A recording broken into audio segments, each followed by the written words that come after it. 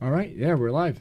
Okay. Are we live? Yeah, we are live. We are live. We're doing it live. We're doing it live here and first. So this is, let me pull it back up, A Walk to the Movies. So tonight, the movie we saw was All the Money in the World, which is not a 2018 film, but 2017. it's a 2017 film, yes. Christmas Day Christ- release. Christmas Day, the 25th. Yes. Very interesting movie. Anything you want to say first, Matt? Or- Yes. So this film it's not a Disney film. It's not something everybody's gonna go out to see. But if you have heard of this film, it's probably because Kevin Spacey was in it, and well, we all know what happened to him. And so it was in the news. It was in the news for famously or infamously, however you want to see it, completely getting rid of all of Kevin Spacey's scenes. It got it all out. And replacing them with I keep saying Donald Plummer. Christopher Plummer. They replaced it all with Christopher Plummer. Yeah, so it was all changed at last minute. Not 9 days to 9 days of reshoot. shooting. 9 days of shooting. They were already in post-production. So this movie was basically done and ready. Yeah. And then they said, we have to redo it. This is sounding like Emoji Movie or Food Fight levels of... Or any of the Disney Star Wars movies. Yeah, true. Only worse because it was mostly done. Yeah. Let me run the trailer just so that we can try to pick some stuff out. But overall, I think it was a good movie. One of those ones that grabs you from start and pulls you in through finish. I think some of the beginning was a little slow. Yeah, But I it was agree. trying to establish the characters and their place in the world, as well as building up to the actual hostage situation with Paulo when he got kidnapped. So, yeah. But I Can we think show this? no, we're not showing it right now. I don't want to. Oh. Copyrights reasons, copyright. Oh, sure. Yeah, they're crazy. Like, usually with trailers, you can show the trailers, but like for whatever reason, they're like, oh, if you show the some videos have actually had their stuff taken down because of trailers, and copyright reasons. I don't know. It's a weird. I see it frickin' all. world. Yeah, but I see it all over YouTube. People. Yeah, show and then- clips and stuff. Yeah, and then they still get taken down. You Really? can you can show like a clip or What two, do but they do? Pick and choose. yeah, it's YouTube's a mess. So I'd say let's just avoid that altogether. Okay. But yeah, Ridley Well, do Scott we- made then this. You don't want to talk about YouTube. It's fine. Yeah, but I mean, if you talk about them, You talk about them? Oh no! You don't want to. You don't want them to kidnap us and hold us for ransom for $17 Oh, I million see what you did there, Yeah. But yeah, Ridley Scott did this. Lovely. Which is funny because it's a different kind of film. It's not when I think of Ridley Scott films, this is a little different. Don't you think like more? I think more fiction stuff, but he hasn't always done. A lot of the Fiction. stuff that he has done, although, has been historically inspired. Yeah. And this is mostly all a timepiece as well, a period piece. So. And most of it is true. Yeah, most of it is extremely. At the end of the credits, it said like the dialogue. Of course, it's not. Yeah, this- some things but- were dramatized for movie consumption, but for the most part, it's all. Which makes me wonder. In that one scene with the wind blowing the newspapers, did the wind really blow the newspapers into his face? That's a good question. J. Paul Getty. So, well, let's briefly describe this story. All In right. case you're not familiar with it. So it's basically a hostage film. It's a drama, but then there's also some action to it, so some suspense. Yeah, So a little thriller later on, but mostly it's a drama. Yeah, it all starts with the kid, showing the kid getting abducted, and then it starts doing some of the flashbacks to establish characters, so you know who's who. You establish the kid's character, so you understand where the kid's coming from. You understand the parents as they're trying to find him, mostly the mother, and what she has to deal with in order to get him back.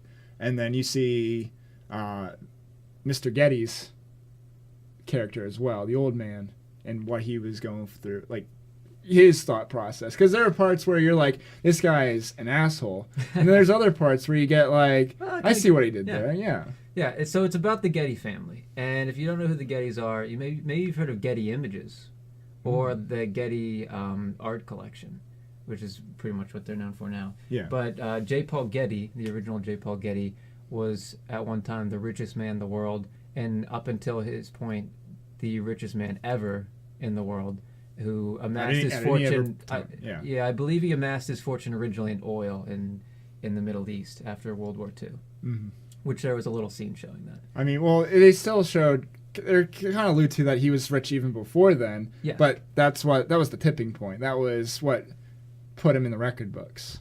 But and that's the main plot element of the entire movie is the money. That's the reason the kid gets kidnapped, is because they want $17 million. And to the richest man in the world, that's nothing. He could easily pay that off and then be done with it. Right. But that's like the whole plot point for the entire movie that drives it through, is that he won't pay that money, and they have to get him back without what he sets off with the Marky Mark Wahlberg character. You have to use nothing, no money whatsoever.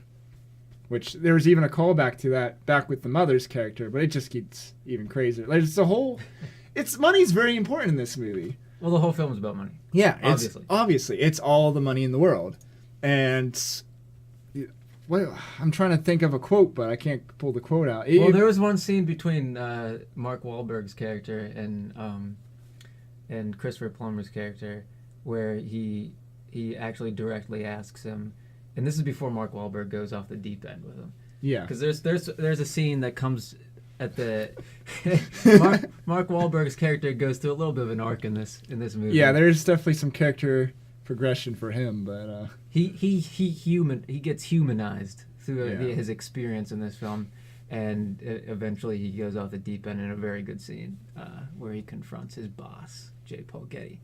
But back to the point about the money being the theme of this movie. So I saw the trailer before I saw this movie. Usually I see trailer or something before I see a movie. I usually don't go in cold turkey. So I've gone in cold turkey with this movie. Knew nothing, but oh, you did? Yeah, I did nothing. I knew nothing. It. Yeah, cold turkeyed it, and I enjoyed it. Okay, a lot. Well, see, here's the thing I want to say. So I had an impression of what it would be about, and I was mostly right.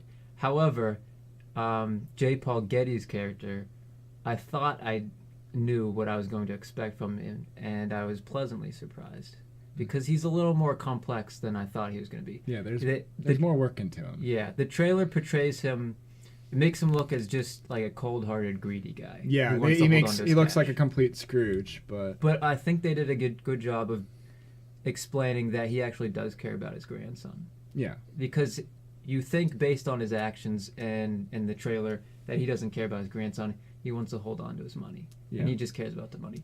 But he actually does. He makes a point of saying several times in the movie that he loves his grandson, and it's not about the money. However, in a way, it is because he values money so much that he's afraid to lose it. Mm-hmm. And it's that fear of losing it all. He said it multiple times where. When he's with the little version of Paul, the little child who played the kid version of Paul, right? Where he's like, if I answered every single plea for money, then I would be just as destitute as you. And he brings that up back later as a callback, so it goes full circle. Where he explains about the grandchildren. Yeah, where if he had his grandchildren and he paid off the ransom money for Paul, then he'd have 17 grandchildren. I think that's what he said, 17 grandchildren, all being held hostage for money, and then he'd lose all of his money. So basically giving into those demands would then just spiral it out. And you even see that where after they go public with the first ransom with the kid, then they get a bunch of ransom notes all over the place of people claiming to be the kidnappers because they all want the money. That's a big amount of money in this time period. Yeah, it just kind of goes a lot of mystery to it too. Speaking of the kidnappers, I don't know, like kind of like it feels like a detective movie where you're trying to figure out how they're going to capture them, like how they're going to catch them. You want to know how they're going to how it's going to resolve. Yeah, how it's going to resolve itself. And that's where you get introduced by the one guy, the one kidnapper. What did his name go by? Oh, he had like kind of it's an Italian name. Cinquanta or Cinquanta. Yeah, and his character was I love his character. it was gold. It starts off with him being the main guy who, the main guy who speaks with the Well, kid. we should probably say that we're kind of going to spoiler territories here. Yeah. If I mean, we haven't spoiled, it's been out it since yet, Christmas Day, so I mean, if you're not going to see it and you haven't seen it yet, then I don't know. we could put a disclaimer at the beginning. Though. Yeah, we can do that. Okay. It's all right. It's all right. If you're this far, then We probably ruined a lot of it anyway. yeah, it doesn't matter. It's all real stories anyway. It's a real event, so that being said, it's probably in the newspapers, probably on the internet. Yeah, all but over this the place. happened. This happened in the 70s. Yeah. 78, late 70s, and I mean, I didn't know how it ended, which was good because it's suspenseful that way at the end. Yeah. But the main the Cinquanta character, the main guy who was kind of the only guy who actually talked with Paulo when he kidnapped him. Yes. And you're kind of like leading to that. I brought it up in the movie Stockholm syndrome thing. You never really have the point where Paulo like trusts this guy, so it's not to that. But Reverse stuff. it's like reverse, yeah, where it's the captor or the captor feels bad for the captee, and he just wants to see Paulo live, and throughout the movie he's trying to. He's basically watching out for the kid as this mess he created unravels before him, and in the end he mostly just redeems his character completely, even though he's the main reason any of this happened. Yes. So that is, he's not an innocent, but he definitely redeemed himself, saving the kid's life. Straight up spoiler right there, but He it had to survives. happen. It had to happen. Well, going back just a little bit to when he first gets kidnapped, I think they did a good job of making all the kidnappers not look as flat villains. Yeah. You kind of got a sense that they were all desperate and poor, and that all they really wanted was money to take care of themselves. Which, I mean, that's selfish and it's wrong to kidnap someone, of course. That's But they weren't flat, like Snidely Whiplash with a curled mustache, evil guys. it was never. to They that had a point. motive. They didn't really explain. I mean, what's his name? Sequinta. Yeah, Chiquinto. He says several times he's kind of an anarchist a little bit because he does say several times, like when he's talking to J. Paul Getty's mother Yeah. on the phone, something about the empire screwing authority or Yeah. or the I rich, think when the rich mother people, the money's in the wrong hands, or I guess that was the communist group that they talked to. when the mother talked about it, she was referring to the emperor, the empire as The Getty Mr. Empire. Yeah, the Getty Empire, Yeah. and I guess maybe he was referring to just. I took it as him referring to the government Oh.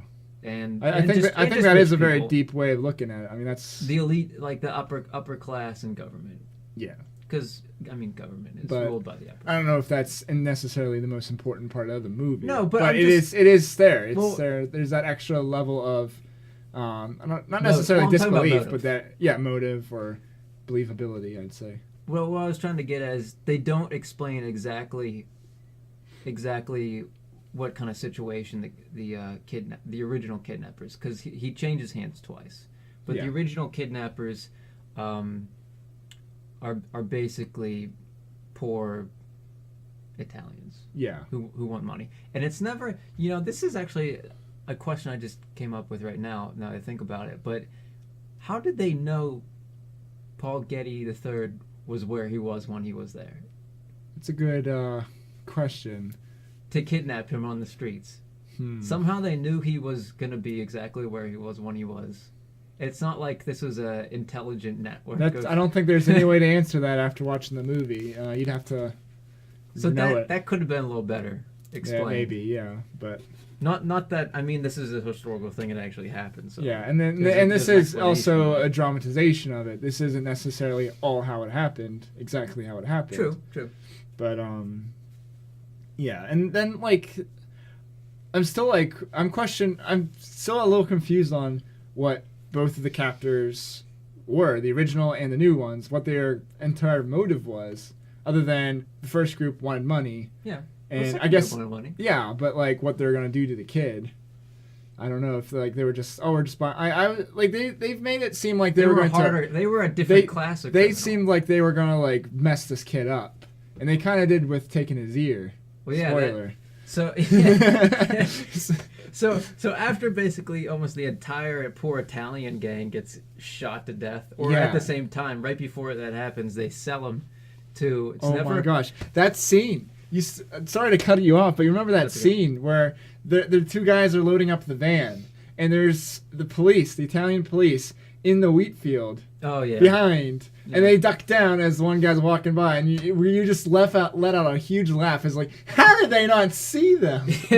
Yeah, that was a little funny. I think it would have been a lot stronger if they just saw the two guys walking back and forth from the van, and when they walked away, then you see the police popping out. I think Yeah. that would have been Yeah. more like, oh, they've been there the whole time. that was a bit of a Splinter Cell Yeah, that was moment right there. like, how?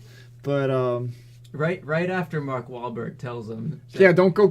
He tells them, Let's don't sit- go sit trigger overnight happy. on this. Yeah, don't go trigger happy. And then they do. They just go up and shoot the kill on sight. Every single person there. I guess they weren't taking his orders. I mean, I thought they were gonna wait around because Mark Wahlberg tells them off, and Yeah, he's but like, they "We just need go to- right into it. We're gonna wait all night if we have to, and then immediately just They just charge in and start killing everybody. Yeah. Literally, they killed everybody. yeah. I'm I have a whole new concept of what 1970s the Italian countryside of the 1970s was like. Yeah. But and then when they're interrogating the one guy who's bleeding out and drowning in his own blood, they're like, "Where's the boy?" And he's just They're like tough. gargling his last words out. And I'm like, "Well, maybe you shouldn't have shot him on sight. Well, maybe you know where the kid The is." Italian police don't mess around. I guess. I guess not. I guess not. That's something I didn't know. But yeah, So we were talking about the change of hands. change of So hands. you have yeah. You got two classes of criminals here. Where's the camera? It's right Am there. I can I The look blue at light. it? You can Or if is you that want. forbidden? Don't look at the camera. Well, I know you can some look at the things are- camera. It's okay. whatever. Am I looking at it? Yes, you are. Okay. So there are two classes of criminals. The first class, chronologically, you have these poor Italians who Mhm. kidnap J. Paul Getty III. Then, before they get shot to death by the Italian police, there's a change of hands. J. Paul Getty gets to be too much for them because a couple of them accidentally reveal their faces to him. Yeah, And- classic mistake. And there. it's getting a little too heated. the first person to reveal his face was Chiquinto, Yeah. and that's where he's like, he tells Paulo that if I tell the others that you saw my face, they'll take your eyes, and he's like, I won't tell them if you won't tell on me for seeing my face, because basically, I guess he knows at that point that if they know that Paul saw him, they'd shoot him on sight, which they actually did later when another guy completely messes up and shows him his face to Paulo. And there's the whole cutaway, and they fake you into thinking that the kid just got shot. No, but it didn't get me. I knew it. Yeah, I've I seen didn't enough think so movies to know either. that I didn't they're gonna think so either, but there was still that shred of doubt, because I had no idea how this ended, Yeah, and I went into didn't this either. completely cold, so I knew nothing about it. So knew Baldy. there was a I part knew of me that was Baldy. like, part of me was like, did he die? And then this is just a revenge story, or I didn't know. I didn't really know, but yeah. Yeah, then Michelle, we find out Michelle Baldy Williams died. goes Yeah. AWOL with Mark Wahlberg, and they go shooting spree. That'd be a movie. Yes. That'd So be- well, I'm glad you brought that one point up with the where the guy, what's his name, Sequinta, Sequential, shows yeah. his face accidentally, because Yeah. that's where their relationship forms. That's kind of when they form become a more. bond They to become more than understand. captor and captee. They become actual human beings. Yes. Where not friends. they're not friends, but there's a like there's a a bond. Yeah. Where A trust. Sequinta cares about Paulo surviving, while Paulo's just trying to get out of there. And he's like, this is the only person he kind of. He's the only person he actually gets to see his face up until the change of hands, Right. as we brought up earlier. So Well, he's the potty break he's the only. scene. Everybody else is a bunch of masks to him, and this is the first time he actually sees a human being, living in front of him. So Another thing about this movie that I just realized, every time someone takes a potty break, something bad happens. that is true. So the first Yeah. first guy accidentally reveals himself, and then there's a Mexican standoff between the Italian kidnappers, And the which kid, results in the the bald guy who's taking a potty break getting shot and thrown into the water And then after getting burned. there's the toilet break with back at the compound. Oh. It's the first people. The one guy goes to take a deuce in the field, and he's right in front of all the Italian police. Yep. And they're all hiding. They're like, "Oh crap!" Literally. Yeah, literally. And then he hears one of the walkies go off, grabs his gun, starts running, and they just mow this guy down. And then Yeah. that's when the actual firefight begins. This movie handled. There were only probably 2 big action suspenseful areas, but they did a good job handling the suspense in those 2. The climax, and then that initial shootout with the first kidnappers. Yeah. And just to recap again, we were talking about the movie All the Money in the World. So, movie we just saw tonight came Really, out 2017. Yeah, came Christmas out Day. Christmas Day, December 25th. Kevin Spacey 2017. erased, Yeah, that was the big thing. Kevin Spacey being one of the leads, and then they took him out. and he had a get up. I did not know that at all about this movie. Again, I About went in Spacey? cold, and I didn't know that Kevin Spacey was in it, and then they redid all of it. Which, I mean, no one cares what he thinks, but oh my god. Imagine you shoot a whole movie, you're one of the most significant characters, and then you're just erased from it. Erased. There's a whole Oh, new rip, version. dude. Somewhere around is sitting this version Somewhere. of All the Money in the World with Kevin Spacey in it instead Yep. of Christopher Plummer. Isn't that weird? It is. It's crazy. It's absolutely insane. I think this is one of the first times something this drastic has ever been done to a completed Movie. film. I think the only, as I brought up earlier, the only thing that could compare to something like this is like Food Fight, which was a movie that was an animated movie that was created, completed, and then maliciously destroyed. And that took like $6 million or something. So they're like, crap, we're $6 million in the hole, have nothing to show for it. Let's try to salvage something out of it. And then that became one of the worst animated movies of all time before Emoji Movie came out. Oh, Yeah. And so like this is just like, but this is, I guess this is how you do it correctly, where you take an entire movie, you scrap it, and restart with recasting the main character. So it worked, and I think I it's think it an worked too. enjoyable movie. Christopher Plummer did a great job. Mm-hmm. And if you've ever seen The Sound of Music, then you know he's a good actor. Yeah, definitely. He's been, that just goes to show how long he's been acting. The Sound Oh, of yeah. Music, which was the mid 1960s. Crazy. But yeah, and his character, like, even though there were a lot of points where he was a jerk, and you felt like he was a massive jerk, he still had that human element we were talking about earlier, where he still loves his grandson, he still loves his family, he still has that. Well, I wouldn't say he loves his family. I would say he loves his grandson, and that I never felt that he loved the rest of his family. I only felt that he loved his grandson, his one grandson, and that the rest of the family, he just cared about preserving his name and his corporation. And that they I get, suppose. because he wanted the other grandchildren, but only for their name, to secure the future of his empire. He That's only ever, at least of what they shown in this movie, he only ever bonded with his one grandson. Mm-hmm. He had a couple scenes specifically only with his grandson, where you could tell he was trying to groom him for. His You definitely corporation. knew that. You looked at his grandson. He's like, yeah, he'll be. This is He'll be the there. son that This never is the one. had. This is the because one. his son was, which we didn't explain yet, but his son, which was kind of weird because Yeah, that was weird. his son turned into a drug addict. You almost forget and a that he even deadbeat. existed until, like, his dad was sort of the kid that he got cast out by his father, and like. But you 'cause- don't know why at the beginning. Yeah, because Mr. Getty essentially said, "I'm going to ignore my family and focus on the money," and he apologizes to his son. He says, "I hope you understand. This was all so I didn't get distracted." And so his son is completely left out by that. He's raising his kids basically in poverty. They're broke before they go to his father and live with him and live as rich people.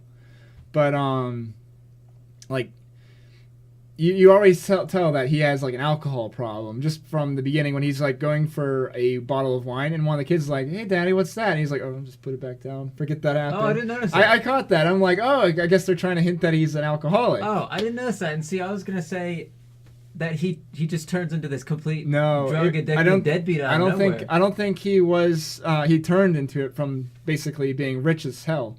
But I think it. Otherwise, he seemed fine in the beginning. Yeah, he seemed like an honest father. He seemed like a good dad. Who, yeah, but I think they still, I guess, hinted at that he was just a little bit weak to alcohol. And then later on, when he starts doing drugs and he just Remember that scene? What was it, Morocco? there was barely even a scene. It was barely a scene. That was the first thing I was thinking was yeah. like, why is this in the movie? That's quite poorly done. Literally, Paulo comes in as a narration going, my father completely changed after, like, he's an alcoholic, but he completely changed after he touched drugs. And it shows him in Morocco or whatever. And he sees his dad. He's in an actual harem.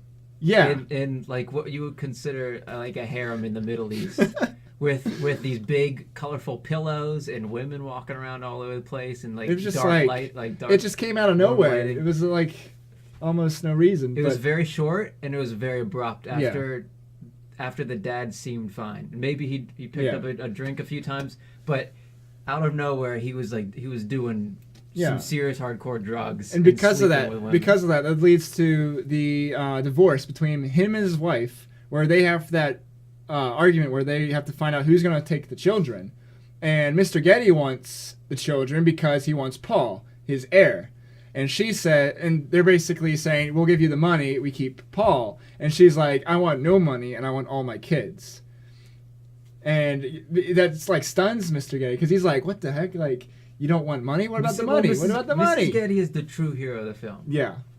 She's the one that boils away the money and shows that, well, at the beginning, and then she shows gets that money everything in the end. Yeah.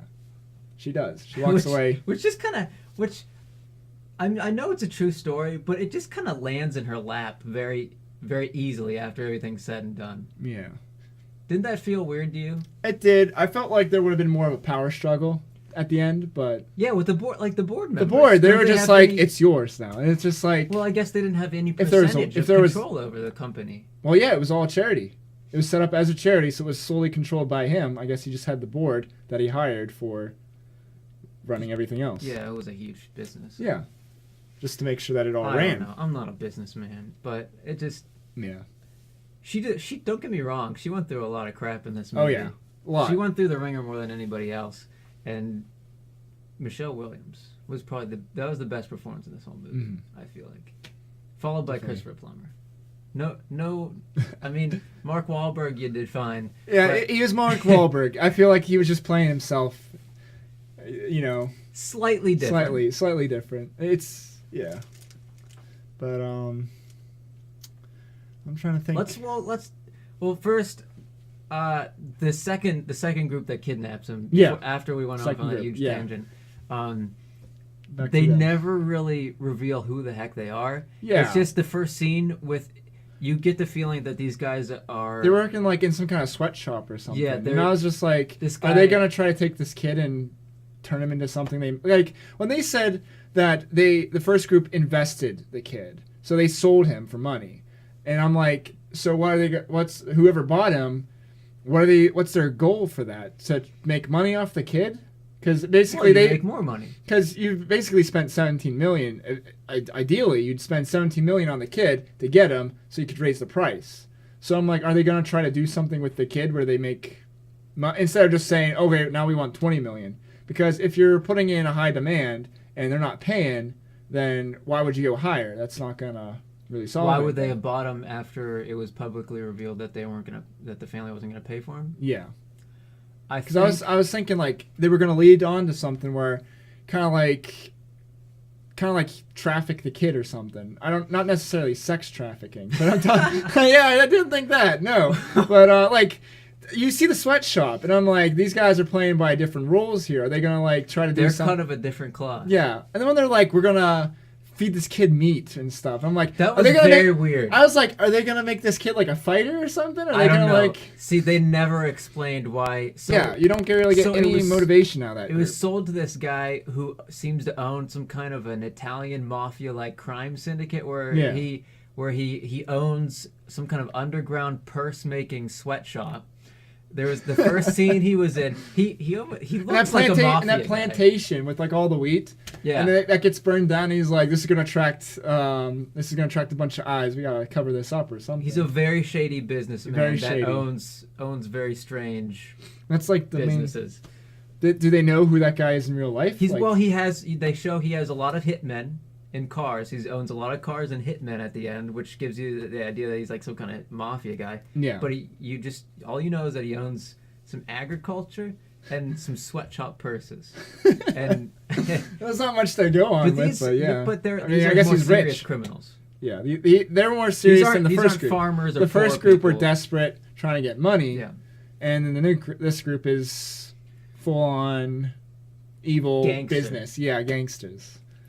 Yeah, Gangsters. Yeah. Oh, by the way, I loved how most of this movie is set in Italy in the 70s, and there's Yeah. all these little cars that look like they are on like 15 horsepower running Yeah. all over the place. I like that. And then the one part where he's like, when Chiquento's like, you gotta drive 80 miles per hour or In a whatever. Fiat. It's I gotta know. be a Fiat. I love how there's all these conditions, and that makes sense. They want a way to be able to track the family. Yeah. But I just love, like, we made the joke. They're like, yeah, you have to have a certain air pressure or air temperature. And Yeah. stuff. Certain Because temperature in he the has car. like all these rules. They're like, you have to have two Certain license suitcases plate. tied to the top of the car. It has to be a Fiat. Gotta go 80 miles or kilometers Well, an here's hour. why I think they said that.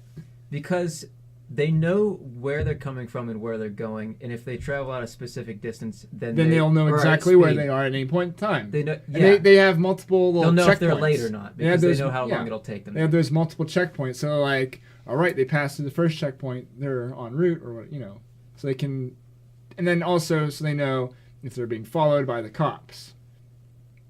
So, Which happened. which did happen. The With cops showed up. helicopters. Helicopters. So everywhere. why did they blow it again? The cops blew it. I don't know. These- I guess the Italian police in the 70s were not very Helicopters. reliable. A little loud, and Yeah. before they even get the kid. Before they back. get the kid, they're already in. They're Oh already my in. gosh. They're 0-2, if you ask me. Good thing Chiquento is there to tell the kid to run. This is because- why Chiquinto repeatedly says he does not trust the Polizei. That's true. He did say that in when he was calling the girl That with the demands. you can't trust them. You can't trust them. And yeah, he's right. They fail. Yeah, they failed multiple times. They failed at the beginning when they were trying to find a kid, and tried to like, I guess well, I'm trying to remember back because it was so early in the movie.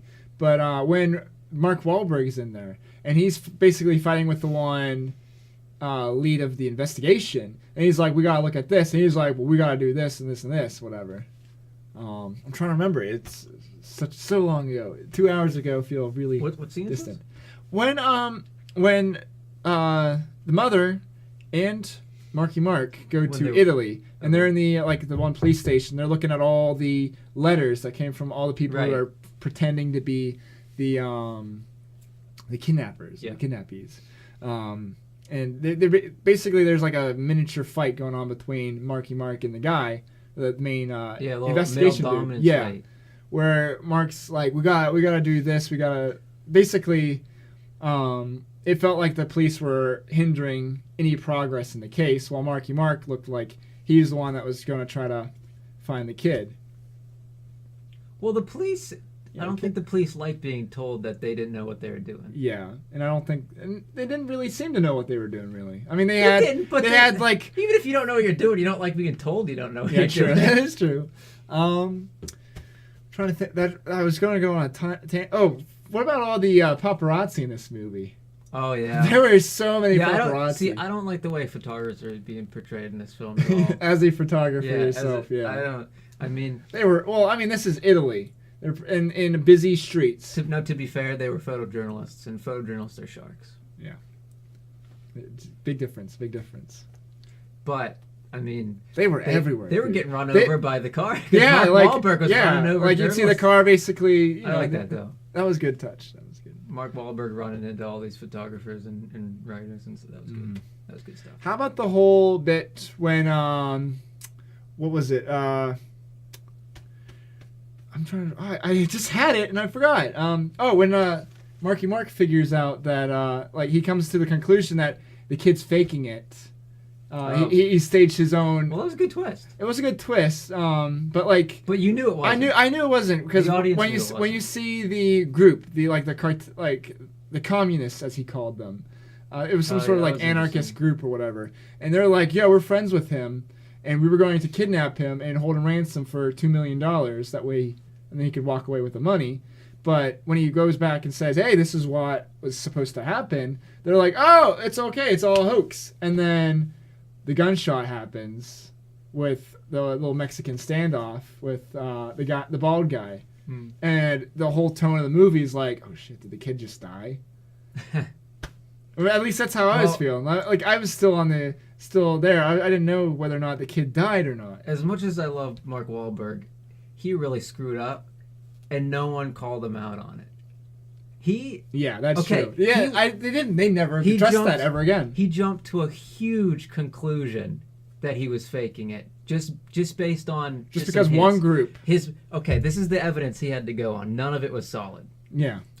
His mother says that he offhandedly joked several times Yeah. about getting kidnapped Because at the beginning of the movie, because they have lots of money. at the beginning of the movie, the police even recorded it, and they were like, "What do you meant by a joke?" Because when the one guy goes, "We have your son," and she goes like, "Oh, thank God," and they're like, "No, we have your son. We've kidnapped him," and then Yeah. she goes, "Is this some kind of joke?"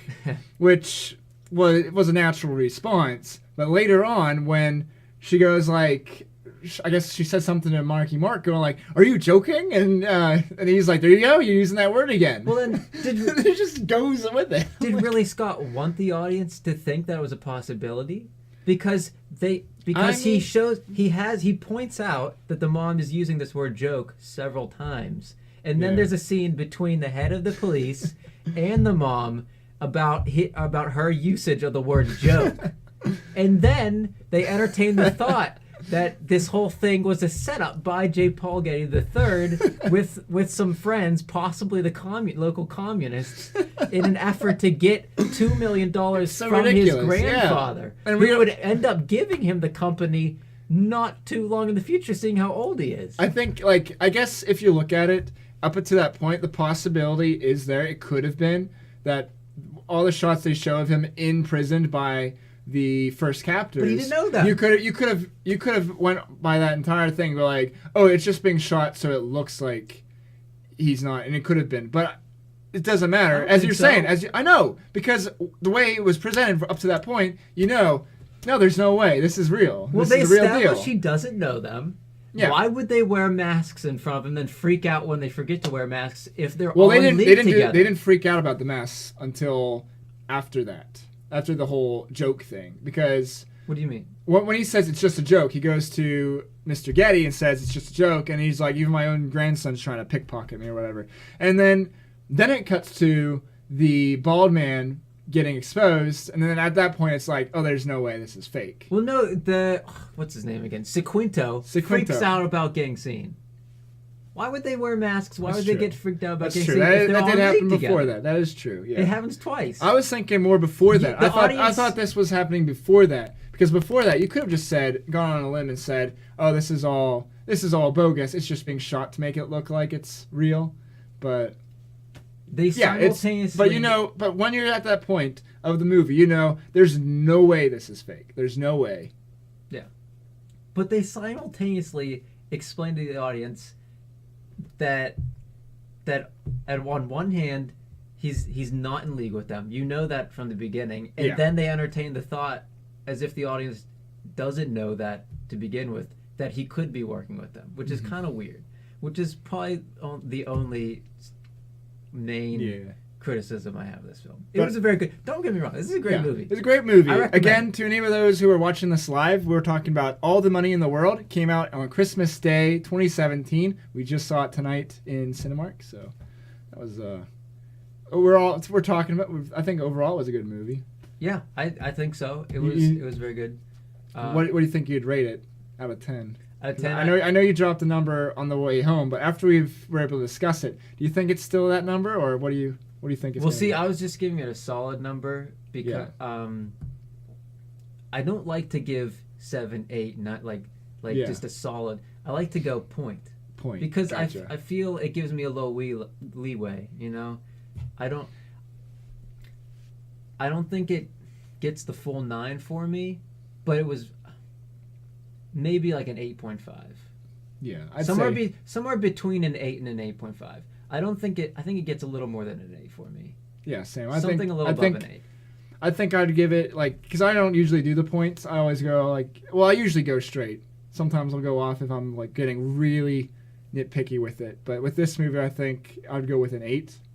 And I guess there is still the leeway because it's a very good movie, very shot very well. There's a couple scenes that stood out to me with lighting because that was one of those things I just really caught because a lot of it's very darkly lit. You liked or you didn't like? One of the shots that I really visually thought was great. When they drop off the money at the end outside the trunk of the Fiat and they drive off, right. There's that dust in the air, the sun rays or the god rays, and then the Italian mob basically comes out of the brush, picks them up, and there's a bit of a silhouette to them. I'm like, oh, that looks really good. Oh, was that your favorite shot? One of my favorite shots. There were a lot of shots where I'm like, I bet the crew that was filming this were getting hard-ons, being like, "Oh, that just turned on perfectly. That just turned perfectly." This was just a normal shot, and it just everything worked with a lot of that stuff. I actually have a favorite shot that All right. I just watching it for the first time. This movie, as soon as it came on, I thought, "Damn, that is just different from the rest of the movie," and it was when J. Paul Getty is sitting in his mansion in his living room or something, one of his living rooms, and he's watching TV and the mom comes on and publicly says she's got $4 million or whatever money. Yeah. She's lying about having money. And so he's sitting in his huge chair, the fireplace, the camera angle's real low, the fireplace is roaring, and you see all of his knickknacks and really expensive archaeological little doohickeys, artifacts and stuff like that, and animals hanging from the wall or whatever, and the fire is reflected on the wooden floor or whatever, and then he has a dog that's silhouetted in front of the flames, and I love that shot, and that's when he there's a little turning point when that happens because he's set at this point in the film. He's at the top of his game. He has the upper hand above everybody. Yeah, because he knows it all. Yeah, he's playing the money game. And at this very specific scene, it blows it all out. The mother comes out on top over him because he has no idea what she's doing. He didn't expect her to lie. He would never expect her to lie. That leads right into. And it was Mark Wahlberg's. Was it his idea? No, was it? To lie? I'm trying to remember. Well, it was their idea together. It was theirs. Yeah, but then that leads to the Mark Wahlberg scene with him where he's asking how'd she get the money, and it's never occurs to him that she's lying. Yeah. And it does a little bit, but he wouldn't expect it from her. The entire time he's disbelief. He doesn't believe it, but he doesn't go he thinks she's a pansy. He would. Yeah. He thinks it's out of her character completely, but he never really knows her or any of his other family members other than his one grandson. He never really gets to know any of them. Mm-hmm. Not even his deadbeat son. Yeah. Who he only hangs on to and everybody, wants to get custody for his grandkids. He basically judged everybody and understands everybody. And he even brought that up way before is that everybody disappoints him. That's why he likes inanimate objects so much because they are what they appear. They don't want his money. Yeah. And at this point, it's completely thrown him off. He doesn't know. He didn't expect any of this. That's good. Yes. I like that. Yeah. Yeah. But we did see this at Cinemark. What we paid, I believe it was $5.25 for. That's the standard discount night fee because for us it's Tuesday night. I know a lot of different theaters have different nights for their discount nights, but this was at Cinemark. Yes. Every Tuesday. Every Tuesday is what we do, yeah. And so hopefully we can get... Yeah, so hopefully we can do this every going. Tuesday night, yeah. Yes. That is the intention. Do we want to find... Oh, I want to talk about Mark Wahlberg a little bit. All right, before we go do right ahead. like a final Little Marky word Mark. or whatever. Yes. I just want to talk about his character and Mark Wahlberg. All right. His character So- and then Mark Wahlberg. So first of all, his both name's of like us know- Chase, right? yeah, his name's Chase. Chase. So I don't even think we really explained who the hell he is or why he's even in this story. Oh, yeah. And it's not even very clear because he shows up like half an hour into the movie. Yeah, he's like some kind of like CIA agent or whatever who works he's for. an ex-CIA agent who works for J. Paul Getty, and he makes deals. Yeah, that's what he says throughout the movie multiple times. He makes deals, or as the mother goes, "You buy people. That's what you do. You buy people. You take your money and you buy people." And the entire he's tasked with the whole movie to try to get the kid back without spending a single dime, essentially. Yeah. Which- Well, on a stringent budget. Yeah, 'Cause which- he's got to pay. When Mark that Wahlberg. happened, I was like, "Oh, this is cool," because like this is something different from any other. He's actually going to yeah, do something. He's Yeah. lifting a finger. Yeah.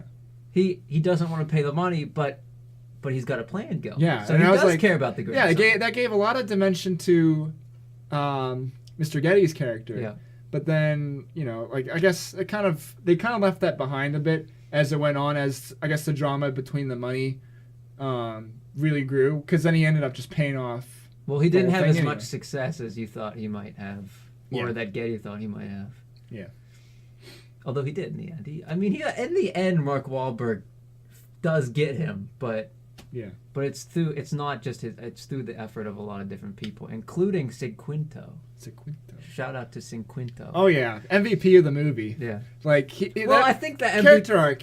You go from a lowlife who kidnaps a child and holds him for ransom for $17 million to the pivotal character, the main reason the kid I don't know if I'd survives say- at I the don't know if I'd end. say pivotal. Oh, he's one.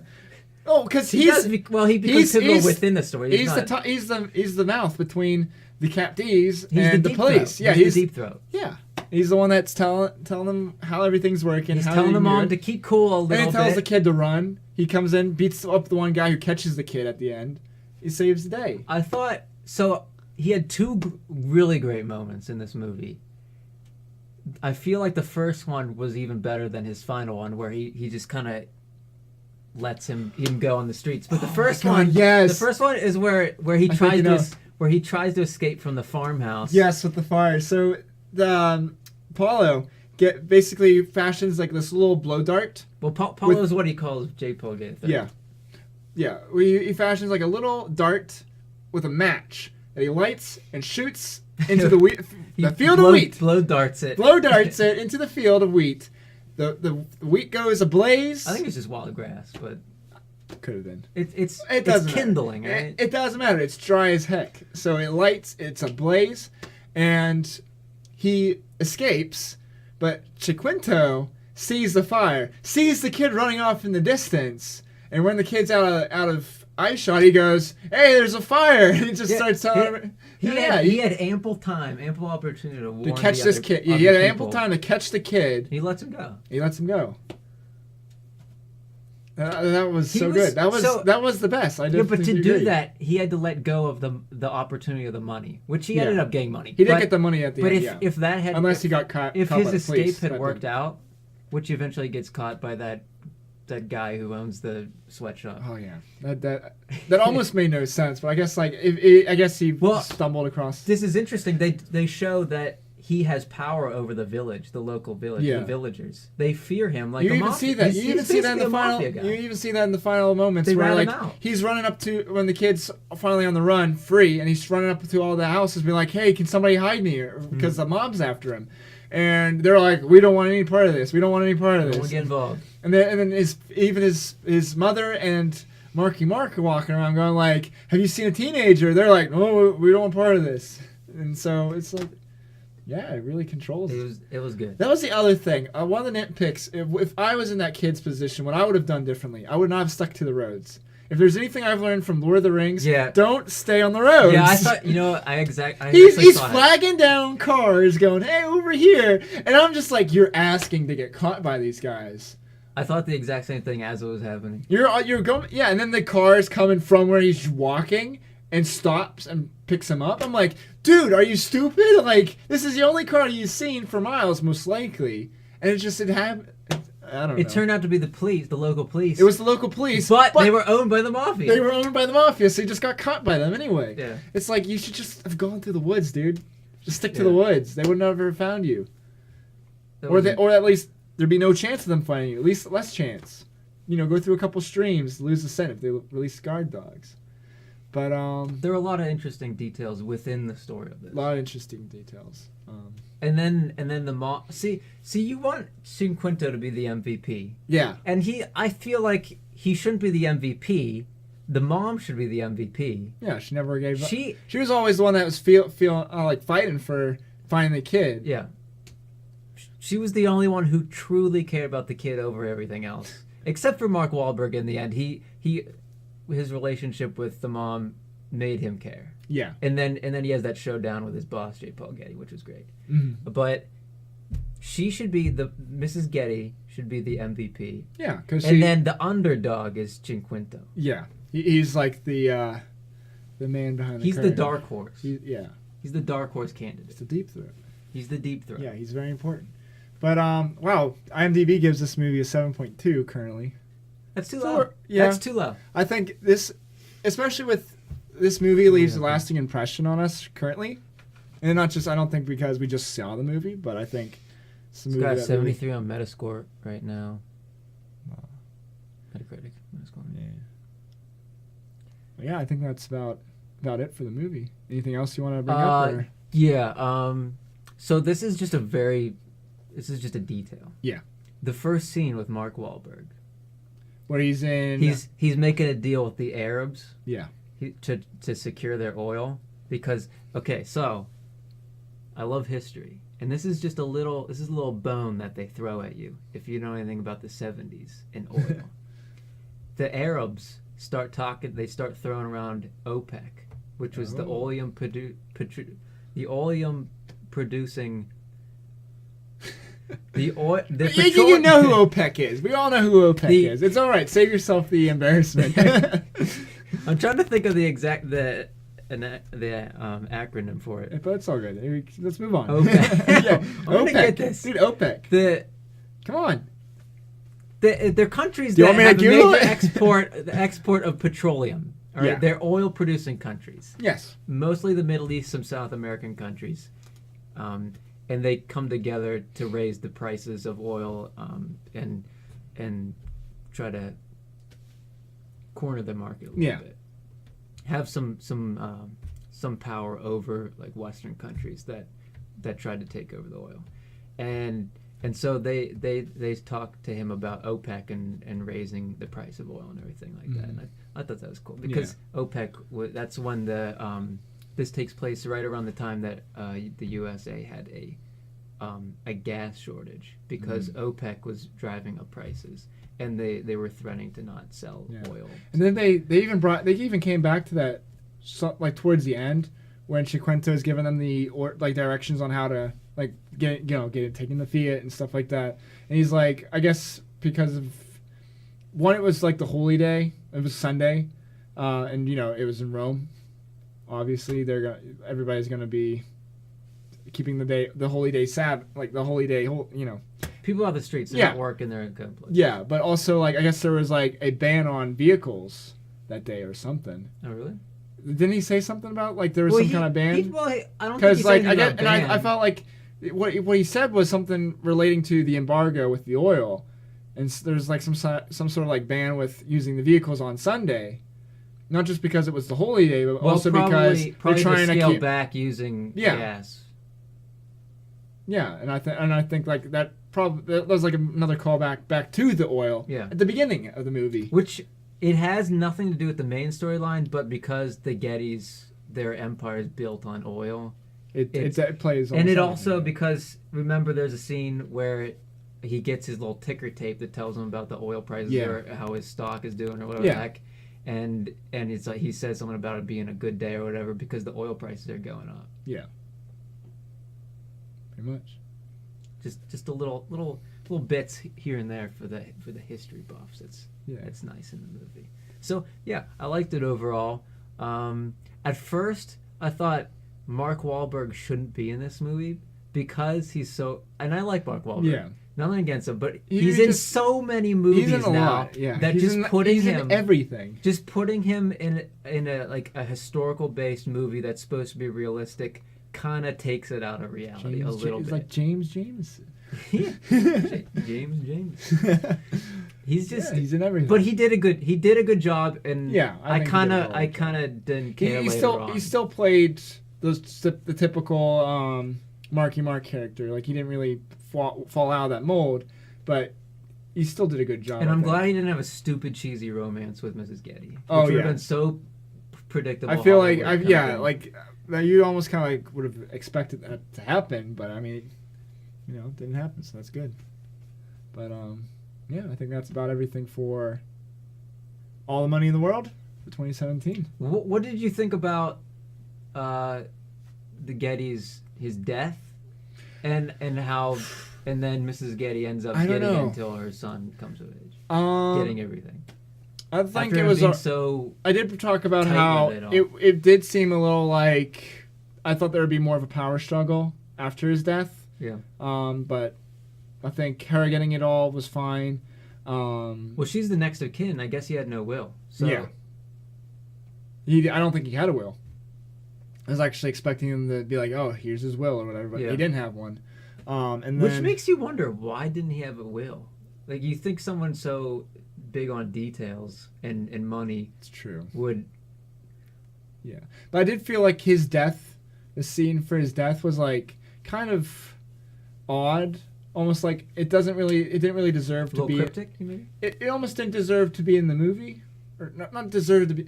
It felt kind of out of place to me. Like I guess you could have just ended it with they got the kid back, the end.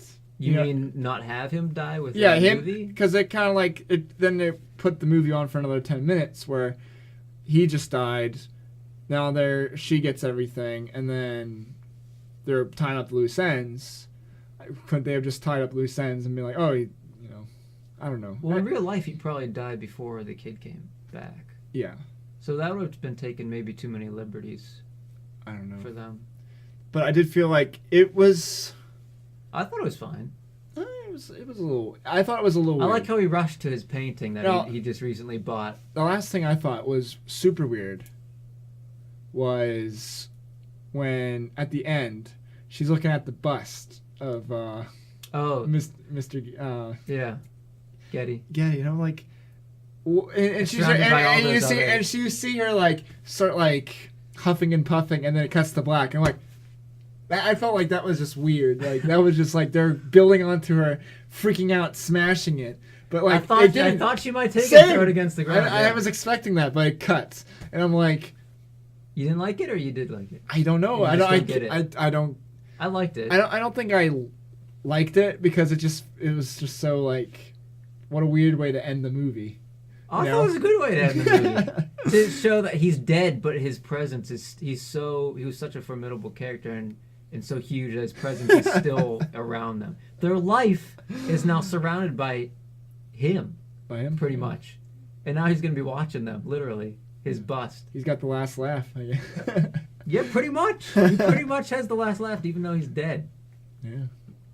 And that's probably how we should end it. Yeah. All the Well, money that's in it. the world. We both recommend it. Yep. I definitely would. It's rated R for some language and a pretty nail biting ear cutting scene Oof. with some Yeah. blood. Yeah. Uh, On a scale from 1 to Reservoir Dogs, where would you rate that ear cutting scene? 5. Reservoir Dogs was pretty damn graphic. With It was ear graphic, cutting. but you didn't really see it. You saw You did the though, after didn't you? you saw the aftermath. You Well, didn't that see was the, sick. You didn't see the cut because it cuts through the wall. Okay, you do see a brief When it cut stuck of him to- carving. Well, It wasn't a stuck in full between ear. the middle of you. It wasn't the full ear. It was like a. Yeah. It was, for someone who's supposed to be a professional doctor, he didn't really do a great job cutting that ear off. I don't think he was supposed to be professional. He was just called the Doctor. Okay. So I It's think an industry term. They're the Italian mobs. I doubt they'd have a real doctor come in and amputate legs and stuff. For Yeah, him. but they probably have a professional, mobster guy that he goes probably around, cut a specializes steak. on He probably cut a hostages. steak for the lead, the mob boss, and he's just been like, He's the you're chef. you're the doctor now. You're the doctor. I don't know, but That was a little silly how they called him the doctor. yeah, the doctor. But yeah, I think we can end it there. Okay, we recommend it. Go see it. Good movie. 5:25 at Cinemark on a Tuesday night. Yep. Or the prices might vary depending on areas. Don't watch but, this in 3D. Yeah. Don't watch it in 3D. No, I don't even think they offer it in 3D. No, they don't. I was just kidding. Yeah. And I don't think they showed it in XD anymore because it came out, what, a week and a half ago? I think it's all I don't know if standard they. Well, 2D. do you think XD is only for a limited time? I feel like XD is mostly they put for the big stuff. They do, but they're gonna, wasn't they're gonna, Battle they're- of the I bet Sexes you like, XD? I bet you like, it was. There's some weird was movies it? that were XD. I don't know. I don't think it was. I don't think we saw an XD. Well, one of But I know, weird like, movie was. like for sure, Black Panther is going to be an XD for like 2 weeks probably. Oh, yeah, Ninjago, every Ninjago Marvel was, Blade Runner was, but yeah. Do we want to do the top 10 now to wrap up? Okay, and we could maybe cut this 10 and then and make a 27. Yeah. different set, like a short video. But don't leave this in the video. I'm kidding. I'm going to leave it totally. Let me. But we'll probably segment it. Well, yeah. I was gonna pull my. Okay, you want to pull it out? Yeah. Pull out your list. I already know the number one off the top of my head. I know like the top four. Oh, I know. Yeah, I know. Well, Not I know top the four. top I know. three. Top four. I know, because the fourth one was And Wind River. mine differs a little bit from yours, but we're gonna slightly, but I think like I still agree for the most part. We'll just do the package to Let's get do- the yeah, let's do deal, the the package. package deal. All right. Let's see here. What do I have? Let's try to. All right, so we have. We saw like 23 movies in 1, 2, 2017. Wait, 1, 2. Not 3, every single movie. 6. So there might have been a movie that was 9, 10, even better, 11, 12, but 13, 14, 15, 16, 17, 18, 19, 20, 21. We saw 21? A little over 20 movies. We did not see. almost every other week we went on average. There are some big names that are being talked about right now that we did not see. We did not Ninjago. see We didn't see Ninjago.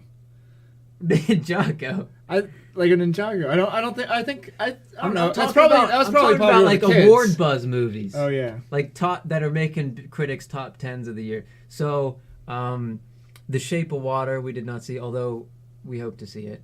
It's not at Cinemark yet, so Cinemark, get on it. Yeah, get your ass off the. Another one we did not see. I don't really know what we didn't see. I just know what we did. Well, see. if it's a really great movie and you think it should be on our list, we probably didn't see it. Lean a bit this way. You're leaning off cam. Go over you Oh, a bit. Yeah. I'm sorry, I'm not It's a all right. professional. It's all right. No, Okay. it's all right. That's why we're doing this. Yeah. So Doing here it we live. here we go. Let's start from number 10. Number 10. We give to the Lego Batman movie. Yeah, that was a fun for all ages movie. It was very funny. I think the only thing that was bad, that I think we both agree I on, don't was even remember. That was like January. that was Valentine's Day. Oh, that's right. Yeah. We went and saw I guess it was Take Your Infant to Movie Day. Oh yeah. Here There you go were again. so many children watching this. Well, that's And the thing about kids' and movies. the movie was great, but the audience, oh my gosh, there were a bunch of kids crying all over the place. Like there's the one scene where Maybe we should just stick to the movie. This had nothing to do. this the is the one thing audience. I want to say. The one thing I want to say. There's a scene where he's staring at the microwave.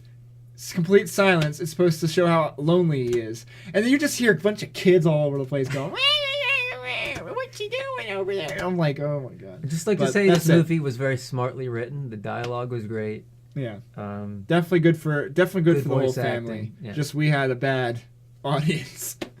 okay, you can All go right, with so number 9. This one was. This is a dark horse. This Not gonna one be on many This lists. one shocked us when we saw it because this was like we didn't expect it to be good. Well, let me pull it up. See how poorly it is on here right now. All right, go right ahead. This is a movie that was expected almost to fail. universally panned by critics and kind of audience too. I feel Yeah, like.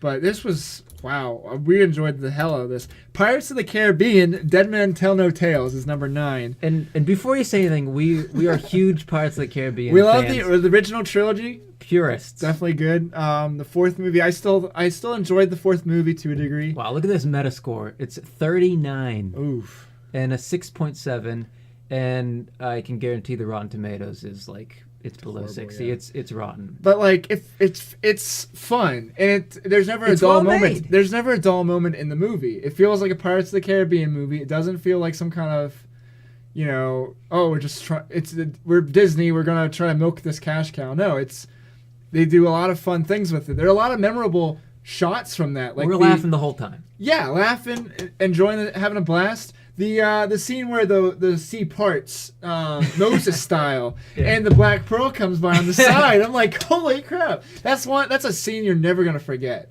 The freaking anchor coming down, Barbossa falling Yeah. to his death. That was Spoilers. a lot of fun. Um, Spoilers. Yeah, and so this movie was, and I know a lot of people like At World's End, but At World's End, I feel like went a little too epic, a little too bonkers. In this Yeah. movie, there are a couple crazy scenes, It- like the it- sea it parting, it went for that craziness, but it toned it down a bit. but to a most of the little- movie didn't have that. yeah. It was more It down wasn't to the whole. earth. It wasn't the whole movie. It was like the only time where anything remotely went absolutely crazy was towards the end with that scene. Yes, and there was some beautiful set design. In it. Very good Practical cinematography. sets. Oh man, it's They did a great job with this movie.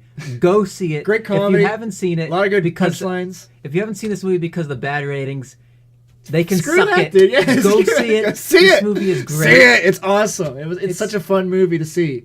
It's And- the best one since the second one. I know a lot of people. Yeah, don't and like it's Dead Man's Chest, but I love PG-13 it. too. So like, if you have semi-older kids, perfect for them too. They'll love it. They'll love it. Yeah, It's there's, not gonna be like, there's some horror jokes in it, Yeah. but they're funny. They're tasteful. oh yeah, they were tasteful. Because it's not really a horror joke. It's about her being a horologist, which is not really. It's, Yeah, they play on words. We spent play a on lot of words. time in this movie, so you can tell we really liked We it. really liked it. It was pretty good. Okay, what's number? Number- What are we on 8 now? Yeah. The Disaster Artist, which we just recently saw. What, Like a couple 2 weeks ago. Yeah. I know. I feel terrible because we missed like the opening scene. Yeah, but we the movie did, was but- very good. It was very funny. And here's something I didn't expect about it: to actually feel sad while watching Yeah, this movie. you there's like a lot of emotion like to it where you're not there's part like I was expecting going into, oh, we're just gonna be laughing as they parody the making of The Room. They're just gonna be, oh, hey, I'm Johnny Wiseau, hey Mark, but it was only kind of that. It was taking those jokes, but then also adding an extra level where you do feel sorry for Johnny, as Two guys trying to make it in Hollywood. yeah, two guys trying to make a movie. They say, Hollywood doesn't want us. We don't care. We'll make our own movie. And then you do even feel sorry for, like, at the end when they're showing it to the entire audience and the audience is laughing their asses off at the movie. And Johnny's like, they're laughing at my movie. Oh, And then he's like, they love your movie. I don't cry very often But that was one in of those. movies, but I started to very briefly tear up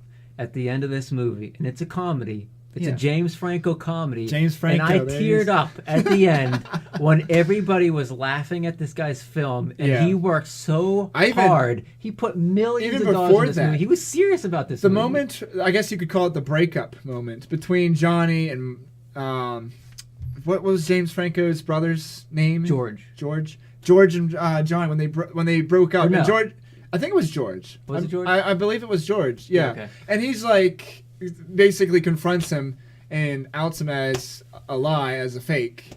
Where do you get your money? Yeah, that was pretty emotional. You're not the same age as me. And I was like, his only friend is basically ripping that relationship apart. Yeah, this movie is not like It's not a straight comedy. It's not a stoner comedy like Seth Rogen and James Franco made before. even though they are in it. There but is yeah. emotional depth to this film that you will not It's expect. very funny, very emotional, and Wide range of emotions. in yeah, this wide range of emotions. If you're a fan of the cult, The Room, then you'll love Disaster Artist. which we might actually be seeing tomorrow. So, Yeah, because they are actually showing it at the Cinemark. which we is go funny. to, The so- movie is a success now, and God knows how much money he's made off of it. Oh yeah, dude. Okay, number 7. That's why it's the Disaster Artist. All right, so number 7 is Coco. So probably the last original Pixar movie for the next decade or so. Don't remind me. Yeah, but well, it started off kind of weird with the theater because they showed the Frozen special that took like Yeah, that- 30 minutes. That put us in a bad mood. Yeah, Not apparently, Frozen fans. apparently what Bailey said, because he was watching it with us, he said that was so bad that they actually scrapped that part. They stopped showing it in most theaters after like a week of playing it because Yeah. like people were actually getting up and leaving. I heard that it was actually on the news when I came home that night. That it was actually on the news about people getting mad about the Frozen. Yeah, it just was despicable. But- man. but That was Coco- like, but Coco was good. so good that it put me in a great mood. Yeah. After that, If you can sit through the miserable 30 minutes of Frozen, and then you'll be immediately rewarded with Coco because it's beautiful, colorful, and it's kind of. I was first going like, this is a movie about a bunch of skeletons for kids. Yeah. Skeletons are generally scary, but like, I feel like if they get away with it with coloring and lighting, because even when it's like midnight in like the World of the Dead or whatever, everything's lit up blue and bright, and like if it was just a bit darker, or if they were just like it's nighttime so make everything dark, it would have felt like a horror, and I think kids would have got scared by that. But like they play up a lot of like it's like they just mellowed that out. Well, It's- true. It was just good. But keep in mind, I mean, it doesn't have the same. Dead people don't have the same connotation within this film yeah, as it does in the Mexican culture, where we're talking about spirits Yeah. of your family members. So they just see them as your family members, not just they're not just dead people. Not dead people. They're out not to kill you or zombies. something. Yeah, it's not the Day of the Dead. It's your family. Yeah, And they're that, familiar that was the people. whole point of the movie, was it's all about family. Yes. There are two And- movies on here where the theme is family. Yeah. But all right, so Oh, a Coco is another. No, I don't cry very often in movies, and I know I that just was said that got But emotional. At the end Oh of my Coco God. is this very emotional scene where the mom is, or Coco, the grandma or the great grandma, I don't Yeah. even know. She's so old. She's about to lose it. She's got like Alzheimer's or something. She's about to forget this main character. And that's in the movie. main point of the movie is And- remember. Yes. Remembering your family, remembering And those that you I love. teared up a little bit. At And that. it was just It was like good. it was like it was the tipping point where did she forget? Is it too late? And then it just like it's just so It comes together. Yeah, it the comes kid together. uses his talents to bring her back. all right. Okay. Number 6. It. Yes. It. Okay, so I'm a big And horror I think movie everybody fan, but- everybody was praising this movie. This when it came out, everybody's like, "This is the best movie of the year." Oh yeah, I didn't think so. I didn't think Like, a lot of people before I don't saw like it. I didn't think much of it. Kids all over the place. Like even with Halloween, you saw like kids all over the place dressing up as either Pennywise or Georgie or any of the other characters. It's like not only is like this is a proper like horror movie, but even like the kids love it. Like I guess more mature kids who can And actually adults sit too, through this. because the original movie came out in True, like there's 90, that nostalgia 91. value. And I am a big Stephen King fan and a big horror movie fan, but I was holding my breath on this one because most Stephen King movies, and Stephen King fans know this, are trash. Yeah, they're- Most Stephen King movies are terrible, and most modern horror movies are not good. Yeah. And So it's taking two different things that are not good, and it just Traditionally. and it's like there are good Stephen who King cares? movies, It's but they're awesome. few and far between. Yeah. And this movie did a lot right. And we saw a lot of horror this year too. We saw Annabelle Creation. Oh, God. We saw Get Out, Get out. and like we did see a lot of horror, and like Get Out did a good job at it because it was comedy. Very popular too. Yeah, well, very popular. Everybody was like what? I guess like a whole like school came and saw it. Kind of like that was Star Wars. So weird. like Star Wars, but yeah. There were so many people in the theater. But anyway, the so acting's good. good. A lot of practical effects. I know there's CG in it, but they used it to good effect. And if you've seen the movie, there's a great scene. There's the bloody bathroom scene. It's great. Yeah, and this is just like this is great horror. Like, there are jump scares, but they're not overabundant like most horror movies. Mhm. This is this is horror at a mature level. It's creeping. Now, the one thing I didn't like about it was the pacing was a little weird. How it told the very beginning when these kids first interact with it. yeah, It goes Like It. bum ba bum ba bum, one after another. It reveals itself to these kids, Yeah. and it's like a and it's kind of creepy paced come out different- to get you. That makes me think it's almost like a thing. Suicide Squad introducing each character, but you're introducing each character to it, but then it all comes together And like it's not a musical like Suicide Squad was, but he's still like it was still The pacing was a slow little change. awkward at a couple times, but it was mostly really good. And Yeah, well really done. good movie. And the beginning is different enough. If you've ever seen the original, what happens to Georgie at the beginning, it's different and it's graphic and it scared the crap. Oh out yeah, of me. it's that. I don't scare easily at all. I didn't expect But like if you've seen it, spoilers. It rips the arm off of like a 6-year-old kid in the that's pouring something you'll rain. never see in any movie. That that's freaked the that's crap like out of me. that's drawing the line. That's almost like I would- are we at that point yet for movies where you can show that? But I mean, What, like I a guess, 6-year-old kid Yeah, getting kid getting arm his ripped off? arm ripped off. By a Yeah, kid- yeah. If this was handled by anybody else, they would have been like, no, we can't show that. Like nobody's going to want to see a movie where Well, kids I are think getting killed. I think it's in the book, but they Yeah. didn't show it in the early 90s version. Yeah. They're like, It was a TV movie, so for obvious reasons, Yeah. they didn't show that. all right. What we got next? Number 5, Guardians of the Galaxy Volume 2. Oh, That's a long time ago too. that's the other family movie. Yeah, very good one. We actually took like the whole family to see that, so that was fun. Yeah, that was in May, right? Yeah, So I saw Guardians of the Galaxy Volume 1 not long before that. I still haven't seen Volume. Oh, 1. really? Oh, it's And good, even- but this even- movie is a lot better. Even actually. seeing this movie without seeing the first, like I think it's still really good. For somebody who hasn't seen it as a standalone movie, it's still really good. I think. This movie had a lot of cameos.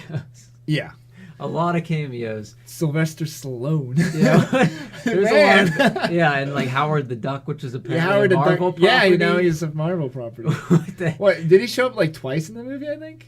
Maybe just in once? the credits and then in the movie. Yeah, I did somewhere. show up. Yeah. But this movie was smartly written.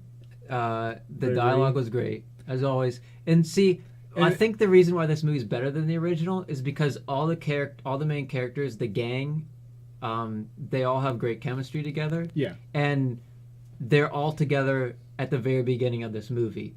They come together kind of halfway through the first movie, so you don't have that Yeah. chemistry. So you like the dynamic that even everybody then, loves so much. opening scene. It's all them fighting together. Yeah. And it's just you They all you have see them. You personalities see that that bounce chemistry. off of each other. Yeah, because And they like I become guess a at the family. end of the movie, you're like, I want to see more of the team, Yeah. and it's just like here it is. Between the movies, they've all a complete team, and then But it's a new story that's yeah. great. I still think the writer of this movie had daddy issues because There's a lot the of daddy relationship stuff, yeah. between the dad and father and figures. Star Lord is just oh man, it's, That was a little- it's good though. It's good. Yeah. It's relatable because it's about family problems yeah. in a good. really extravagant, crazy way. And then Pac-Man shows up Oh, I don't remember that. at the end. He turns into Pac-Man with his god powers. Oh yeah. Yeah. What a great movie. Number 4, Wind River. Now Oh, this this- Wind River is probably a movie That- you I don't think- haven't seen. Not many I people don't saw think it. anybody really. Seen It's an it, yeah. independent movie, got a limited release, so we were very lucky Low to see budget it. too. Low budget. Yes. Thank you, Cinemark, for showing this movie. Yeah. Thank God. Like. Yeah. This movie, if you've ever seen The Avengers, you're going to recognize the main two Oh stories. yeah. Hawkeye, what- Scarlet Witch. Scarlet Witch and Hawkeye, who are the main characters. in this. Punisher's one of the guys Punisher's in it. in- yeah, He's it's in the it. Marvel universe. Marvel universe. So if you love Marvel, It's a spin-off. yeah, you'll love this. But this is more of a serious movie. This is actually a very serious movie. Yeah, it is. And it's very good. It's Very about, dramatic. Yeah, it's kind of a mystery, kind of a thriller, kind of a detective kind of story. Yeah. Girl dies, freezes to death in the middle of. Is it was Alaska? Utah? Or no, it was like maybe it's in the Utah or something. Dakotas. Maybe It's around there. it's in like it's near a Native American reservation. Yeah, and Hawkeye's character is basically he's not the detective, but he's kind of like the. He's a game hunter. Yeah, he's like the expert. And so an FBI agent comes to investigate Scarlet this Witch, yeah. this girl who dies in the snow to see if there's foul play involved, and this big game hunter Jeremy Renner, who's Hawkeye, helps her, and they have an interesting relationship between the two of them. They're very different personalities. Now, like the only thing that at first I think when I was going into this movie when I saw Jeremy on the screen, I was like, oh great, they're taking the badass actor and making him play a badass role. Okay, I see. Kind of like how we were talking about earlier with All Money in the World, having Marky Mark in the movie, and he's basically just playing himself. And at first I was like, he's just basically playing himself in this movie as he plays in all the other movies that he's in. But like it's very satisfying when he's on screen. His character is just written well, and you're just like every time he just like kind of like saves the day or like proves, basically showing off the character and his intellect and prowess, I guess. It's just so satisfying, especially the ending, which is I don't want to spoil it because I doubt anybody has seen it really. Yeah. This is one of those limited screening movies, and it's just like you have to see it. It's so good, even at full price. I'd say if you see it on DVD or on Blu-ray, you have to get it. It's so good. A little bit about Native American culture in the movie as well. Which is nice. And one bad thing about this movie, after you see it, you will never run a run in the snow when it's freezing cold out again, because you will think that your lungs are gonna burst open. Because she ran, bleed all over the place. and not only that, like, which I wonder how realistic that is. Is that real? I If it's think freezing so. cold out and you run a lot and your lungs are working, because you're filling up. Because when you're running, you're filling your lungs up with air. Yeah. And so you're basically taking Freezing all cold your air. body temperature air and replacing it with freezing cold air. If it's below freezing, you're basically going to be freezing your lungs up from the inside, and then as they're trying to muscles move, they'll be cracking that ice, cracking blood. You'll be drowning yourself. That really scared me almost as much as it. Yeah, but I mean, she was running barefoot, frostbitten toes, and so was I'm gonna avoid that. She was a fighter. She was a fighter. As Jeremy that was Renner good. said. Yeah, very, and a lot of the characters, like all the characters, very strong. I think the only ones that weren't were kind of like the victim, like the girl victim. Her brother was kind of just like a stoner, but even then, he still had like that kind of. You mean he was like a stereotypical? Yeah, I felt like him and his like, I guess they were sort of rednecky group of, like, they're just kind of like trailer trash, I guess. Yeah. And they were, even then, like, I guess I was gonna say, well, like they're probably story, I was like they're probably the weakest characters, but even then they're still fairly strong, in the sense like the one kid gets shot by the main investigator, and she's like, we gotta get an ambulance, and they're like, there's no way we're gonna get an ambulance out here, and the kid's just like dying right there. It's like, well, they talk sad. a little bit about poverty and just in depression, because where they live in that area too. There's like nothing to do. It's freezing cold, and a lot Kinda of like people this resort room, to drugs and stuff. Yeah. But let's move on. That's a movie. really good movie. Again, recommend it. All right. So number 3 was Dunkirk. I really enjoyed that movie. Dunkirk. A lot of jokes. Dunkirk. A lot of jokes we've had over that. A serious movie though. Very good. Yeah, very serious. If you like sitting in a movie theater about a movie, or I guess if you want to be sitting there feeling like, oh, I'm getting trench foot, then here's the movie for you. It was really bringing you in. This is the cinema movie. Like, right? wait, This is experience. We saw. Wait, when did this one come out? Because I feel like it didn't come out too long. July. Oh, I was gonna say, like, I'm probably thinking because it's up on the top of the list. This is like right after Rogue One, and I'm like, oh, going from one war movie to another. But no. But when we saw Rogue One, they were playing Dunkirk trailers, weren't they? So I guess probably that's probably what I'm associating that with the trailers. But whatever, still really good. Dunkirk, Chris Nolan film. If you like Chris Nolan films, you won't be let down. This movie was shot in film. Kudos to Kodak film, Still like going. 35 millimeter and 65 millimeter, similar to Interstellar, something like that. I don't know the details, but Yeah. some people are still shooting on film, and it looks great. There you Keep go. it up. The sound effects. Oh my gosh. The yeah. cinematography, excellent. It's a technical masterpiece, and like It brings again, you to the war zone. like I don't even think we brought it up, but that same thing with Wind River, technical masterpiece. Everything yeah, shot it was very beautiful. well. I think that was beautifully. Roger Deakins. I don't remember. I don't It might remember. have been. It might have been Roger Deakins. It could have been. Blade Runner was Roger Deakins, but we'll get to that. Yeah. Uh, But yeah, just technical masterpiece. This is like a masterpiece of a movie. They did a great job. Also, Hans Zimmer, which Chris Nolan teams up with all the time, Yeah. did a very good job of making it really tense with like the ticking clock soundtrack. Oh yeah. To make it feel like at any moment a bomb could come down yeah. and get you. And even at the end, like when it stops, it's just like you kind of like go like. You take Yeah. breathe a sigh of relief. It's just like it's crazy. The acting was phenomenal. In this A movie, lot of in the battle. claustrophobia in this movie too. Like when they go into the main battleship. Oh yeah, and they're getting their jam on their toast. They're getting the jam on the toast. That's my jam, dude. See, we But, watched like, this movie it's just like like, 7 months dude, ago and remember so many when I'm watching the details. movie, I'm like, There's no way I'd get into a battleship. Like I'll never Well, sign see, up that's for the the thing, Navy. because I'll never do that. The because- one French guy, he didn't go down there. He stayed up by the door because he knew they could be torpedoed at any Yeah. time. His And the other couple guys, like, he's looking around. And he's like, "What are you doing?" I'm like, "I'm looking for a quick exit in case bombs come in." And he who sees knew? some He was action. right. Yeah, he's right. Yeah, he's probably the smart, because I think he was one His of the paranoia only. He was saved one. him. He was one of the only ones who made it out Of the ship. of the ship. Yeah, like Yeah, only to yeah. drown. Most later of on. most of everybody else drowned in the. Well, he mess drowns hall. later on in that boat that gets filled up with holes. Or some of the other guys drowned. No, this some was of the them. French guy. The French guy. Yeah, well, he was he's on the trying to top. grab the ladder, Yeah. and then he drowns while he get caught on the rope or whatever. I still think that was dumb. What the But rope? I mean, Getting what are you caught on gonna the do? rope? It's war. It's war. What was dumb? Killing off some of the characters. I really want to see most of that It's a gang war survive. movie. People I know die. exactly. That's what I'm saying. It's a Ooh, war careful, movie. you might peek. Oh, I'm peeking. I'm peeking. I didn't want to see any of those guys die, but it's a war movie. See, you What become- do that's another expect? testament to it. You You become attach attached to to the the characters. characters. Exactly. But let's move on to number 2. Okay, number 2, and this. See, there's a little bit. I feel like there's a little bit. Well, there's a little bit of distance between the top 3 and the other movies. Yeah, or no, top 4, I'd say. Maybe top 4. Because I would say Wind River, because it was just like, especially because it's low budget. These are all and it does serious so movies. good.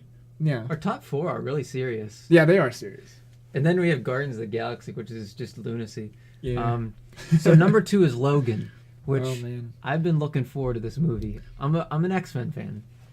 I And haven't I'm a watched, Wolverine fan. I gotta say, I haven't seen any of the X-Men movies before Logan. I'll come out and say it. I haven't. But, like, This movie, damn, this did not disappoint. I remember the day I heard about this movie being made, and I got so excited.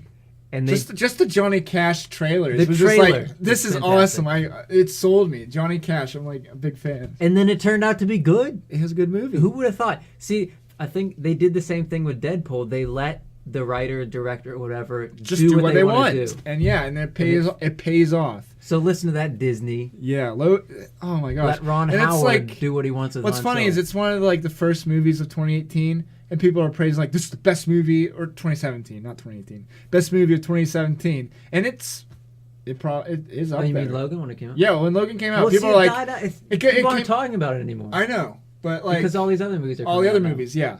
But I mean, when it came out, everyone was like, "This is the best movie of 2017," and they still do that. They did that with It. They're like, "This is the best movie of 2017," and like they'll keep doing it. I know they'll keep doing that with 2018. They'll do that with all the big movies. But like, it really when it came out, I was still even laughing like.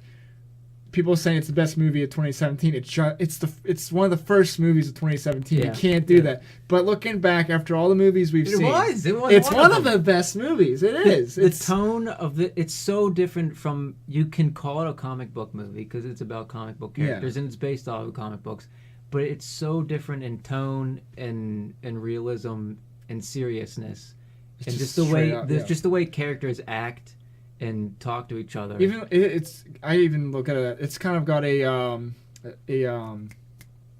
Daredevil sort of tone to yeah, it, or even like Punisher Daredevil, too. the Dark Knight trilogy, where those were a lot more More realistic. serious. Yeah, that's where this This was movie more. is even farther than that, in how realistic the characters act in it. I feel like, and it's very dark, but it's Yeah, 'cause it's basically where Logan- it's a great story. Wolverine it's very well losing his written. powers essentially. Yeah, And everybody, it's the whole, all the X-Men basically being well they're killed gone. out. They're all gone essentially. Yeah, well All the it's about mutants are gone. it's about passing it on to The new a generation, new generation. which But also, which I haven't heard anything coming out from that yet. I don't know about that. Maybe they will, maybe they won't. But it's I heard something where like It's about- didn't Disney buy out Fox or something? they did. So are I'm we gonna really mad about that. are we gonna see continuation to this? What happens to the kids at the end? I don't think so. Or And I don't. You know are what? they gonna just do reboot the whole thing? Honestly, I don't want a sequel to this movie, and I don't want a movie set within its universe because it's. I feel like it should stand alone. Because the end of the movie, and I don't want to spoil anything, and I'm not going to, but it's there's very little loose ends. It ties everything up. It does. Yeah. The only loose end that you could possibly say is what happens next to the kids, and that's where you But could that's just a that's hopeful where you could go kinda with the ending. let's do a next generation thing. You could do, but but you can completely end the entire series right here, and have every fan be like, I'm fine with that.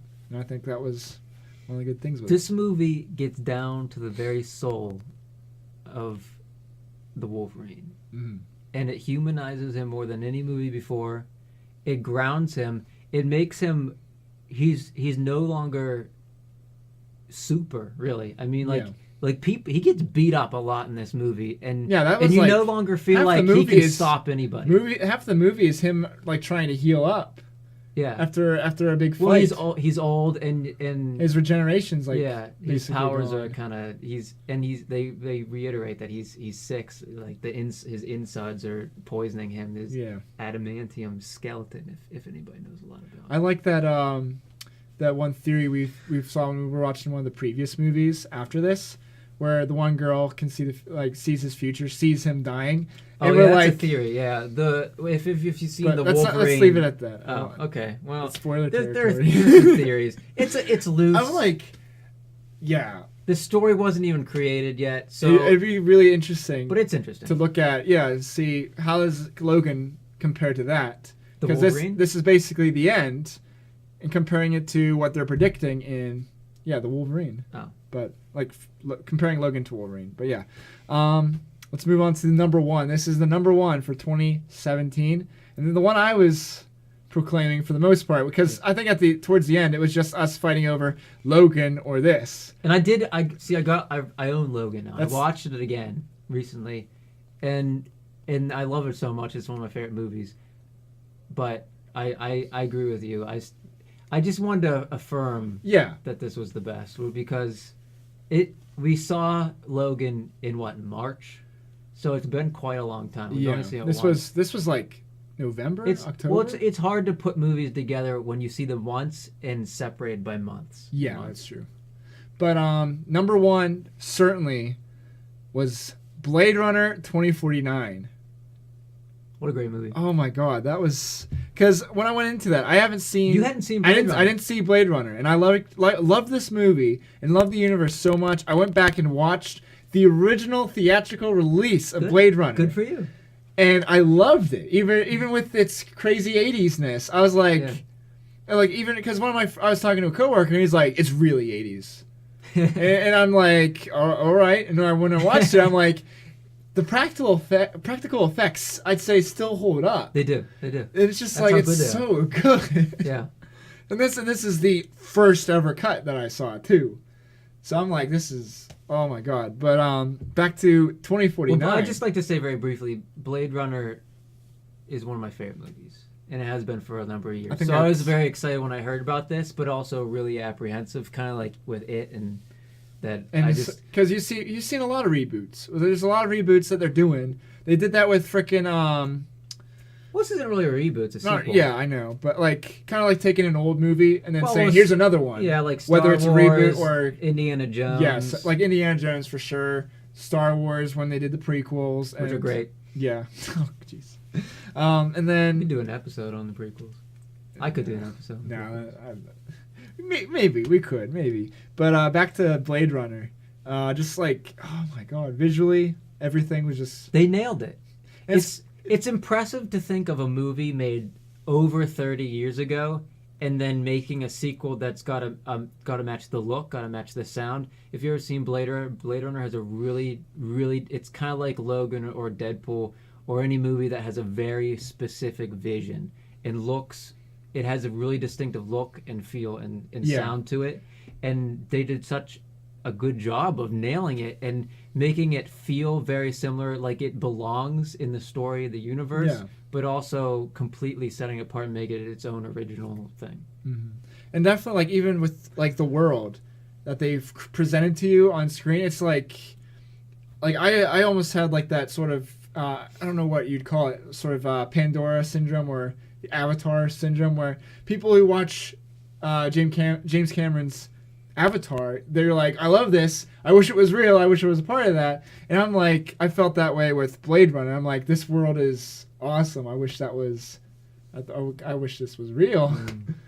even though it was like it's San Francisco, Well, completely nearly This is not a post-apocalyptic. world you want to live in. It's but not what you want to live in, it's but cool looking. it's really cool, and it's a world that if I was living in it, I don't think I Well, would. who wouldn't want to live to a cool- synthesizers playing around? Or you? like holographic girlfriends or something. or like a Japanese girl with a Coca-Cola.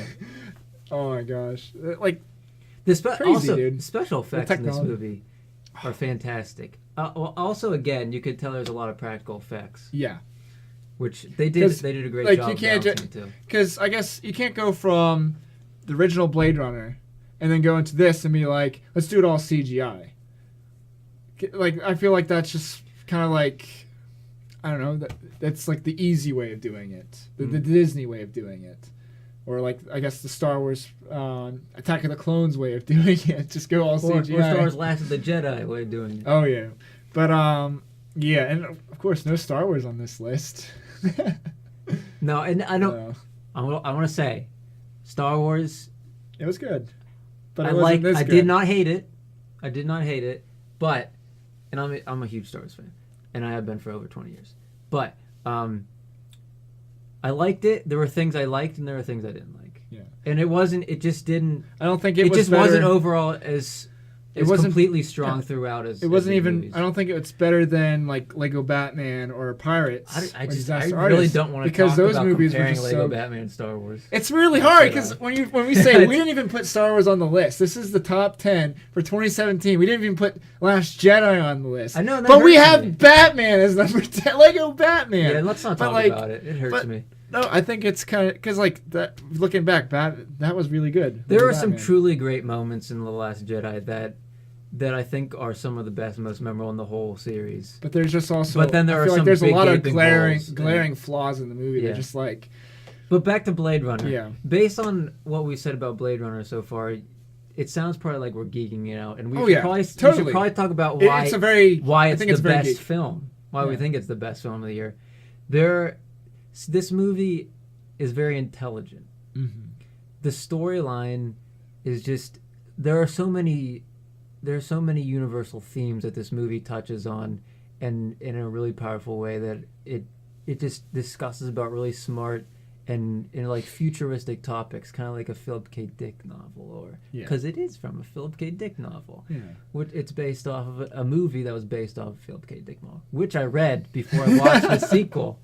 It's very good and different in many ways, but this movie it talks about it reminds me of the Twilight Zone or the new show Black Mirror, in that where those episodes talk about, probably more of Black Mirror because that's more science fiction, Mhm. and there's a number of futuristic episodes where it talks about these sophisticated abstract ideas Yeah. of people's relationships with AI, and what it see. Blade Runner has always been about it what get- it means to be human, because it takes place in a world where essentially they're robots. They're called replicants The in Blade replicants, Runner. yeah. And that's But like the whole thing with the first movie. They're was so realistic humans that versus what replicants, distinguishes artificial from reality. Yeah, and then they go further with this movie. I almost was thinking of the original when they're looking at the snake skin. They're like, is that real snake skin? No, Yeah. it's synthetic. But that's for the original movie. This movie, like, there's still, even with that, like, so much synthetic stuff. And they added that extra level of it's AI holograms now, too. That's like a third element. Because I don't think those were even in No, the they first. weren't. No. And then they even had the drones, too. They brought in drones into this movie. Yeah. Which makes sense, I think. You know, it's sci-fi thing. It's its own world. I mean, Yeah. it can have drones. It Yeah. takes place, 30, 40 years, or what is it, 2049? So it takes place, 30... But it 30 even years drops. after It the drops third one. that we talked about this on the night when we 2019. saw it. It drops the whole. Is it even important if whether you're human or replicant? Because Well, in that's this what it kind movie, of settles on. in this movie, it's just kind of like it doesn't really matter because they have what I guess society deems as good replicants, the ones they're the yes men who say yes to everything. And then if you kind of like doubt, then they're like that's when they're getting hunted by the Blade Runners. But like that was about it. Like in the first movie, essentially all replicants were, oh no, we don't want those guys. We don't want those guys mucking about in our cities. But in this movie, it didn't care. Well, this is. It barely cared. It just was a matter of, are you following the code or are you? Well, actually, I disagree rogue? with you on that because if you remember at the beginning, Ryan Reynolds' character, who you never really know until later on whether he's a human or a replicant or not, but. Or Yeah. actually, you do find You out. kind of like. But I then they guess at the beginning when he's fighting the big guy and he's like, "You're one of us," or whatever. I guess. He lives in that apartment building, and everybody is like insulting him. There's a lot of prejudice against. Yeah, that's replicants in true. it. I guess, but like in the first movie, it was hot. Like, I mean, that's still Well, they- hostile. they Like, weren't it's harassment. replicants. It was harassment. But in like the first movie, it was like life or death kind of stuff. Well, in the first movie, replicants weren't allowed on Earth. Earth at all, yeah. So they weren't. So really, if they were, then there wasn't they were really a hunted societal down. relationship between them. Yeah. But now in the future, in Blade Runner 2049, there are They a bunch are- of replicants they all are over together. mixed within society. So they explore the relationship that people have in their ideas with. So living yeah, with replicants. so it's less of a they're illegal. It's more of a I guess They're a under control more. class differential. Yeah, they're almost like their own societal class. Yeah. And they're basically the bottom class For sure. because they're kept under control by the humans. Definitely. But then it's like some of them are trying to rise up. Yeah. There's only one gripe I have with this movie, and it's not even really a gripe or really, but it's so there's I don't know if you remember, but there's the underground resistance of. Were they humans or were they replicants? I don't know. That were trying. But here, I want to give a shout out to Skeptal Live or Skeptalk Live. He just gave us a host, and we got a couple bits and a bunch of other people jumping in. Oh. People talking. Yeah, we did have some chatter before. Oh, No, this is not a record. Well, we are recording this for YouTube, but we are doing it live. You know, try to involve some people. But I just wanted to give you guys a quick Welcome. shout out. Yeah, I don't want to shun you guys. Welcome, guys.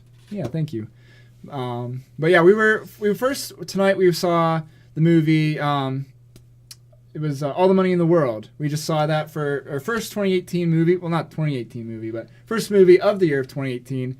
And then we're wrapping up the show with just talking about our top 10s for 2017. And spoiler, as you guys just came in now, Blade Runner #1 for us that we agree on. So Yeah, let us let's know. talk about the robots. Let us know in the chat what if you saw any movies this past year. What you liked the most? Yeah. What are your favorites? We could quickly recap. Number 10, Lego Batman movie. Number 9, Pirates of the Caribbean, Dead Men Tell No Tales. That was great. Disaster Artist, Coco, It, Guardians of the Galaxy Volume 2 at number 5. Let me get back to the numbers. Number 4, Wind River. Number 3, Dunkirk. Number 2, Logan. And number 1, Blade Runner. It definitely got serious with the tops. Chatta TV. That Oh, was snap. the one where Kevin Spacey was cut out and completely replaced. Yeah, with they completely with they Christopher took Plummer. all of his footage out. And he was and a main gutted it. character too, so he was Yeah. in the movie a lot. Oh. So they spent a lot of money getting rid of him. And even with that, I still think it was still a good movie. It's just interesting, as you said earlier. It's interesting to think that somewhere floating around there's a Kevin Spacey Yeah. version of that movie. Yeah, there's a cut of All the Money in the World with Kevin Spacey with all this makeup get up on his face.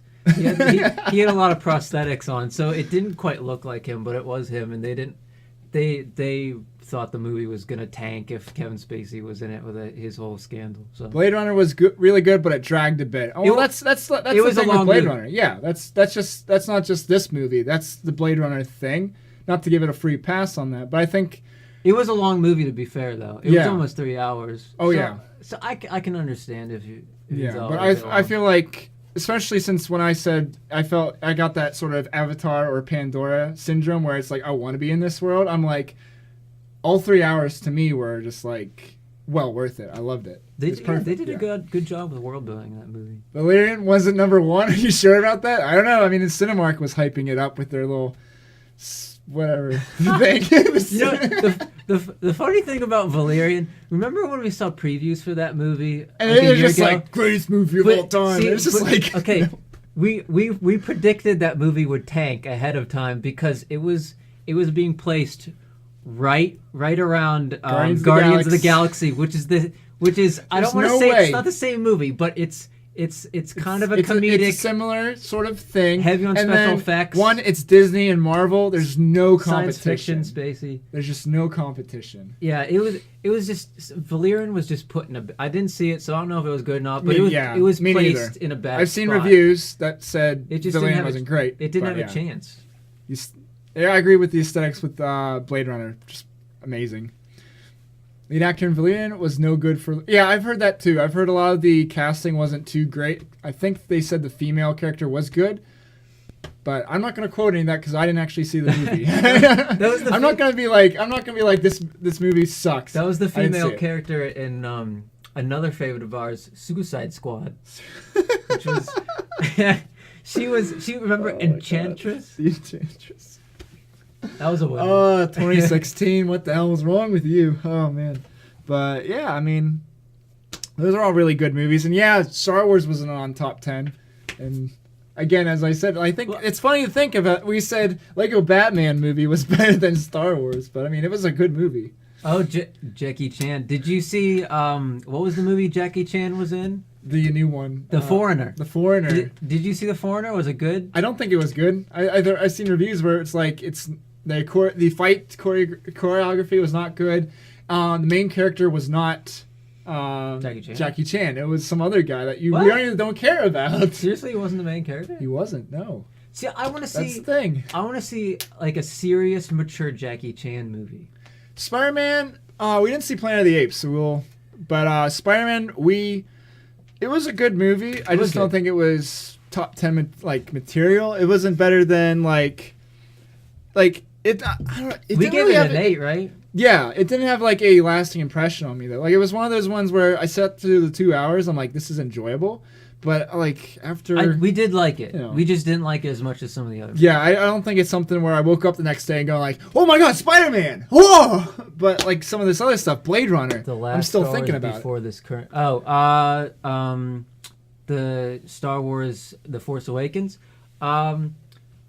Well, do you want to go separately? Or is he talking about Rogue One? Are Because you Rogue talking- One was. oh, I yeah, thought are Rogue you- One was great. I think we agree on that. Yeah, are you talking about Rogue One or Force Awakens? Named at least 2 bad films. All right, I'll go again. Number 10, Lego Batman movie. For fun for all ages. Number 9, this might be one of the ones you're picking out. Oh, Pirates of the Caribbean, Dead Men Tell No Tales.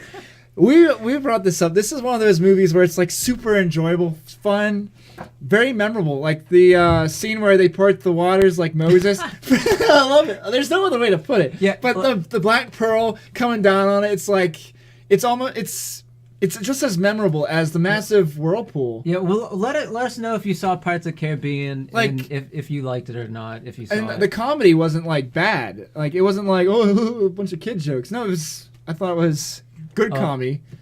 Didn't see Pirates. Taint Slap's talking about Force Awakens. Oh, Force Awakens. After I saw Rogue, like I liked Talk about Force Awakens. Force Awakens. I'm trying to think back. How much did you like it, though?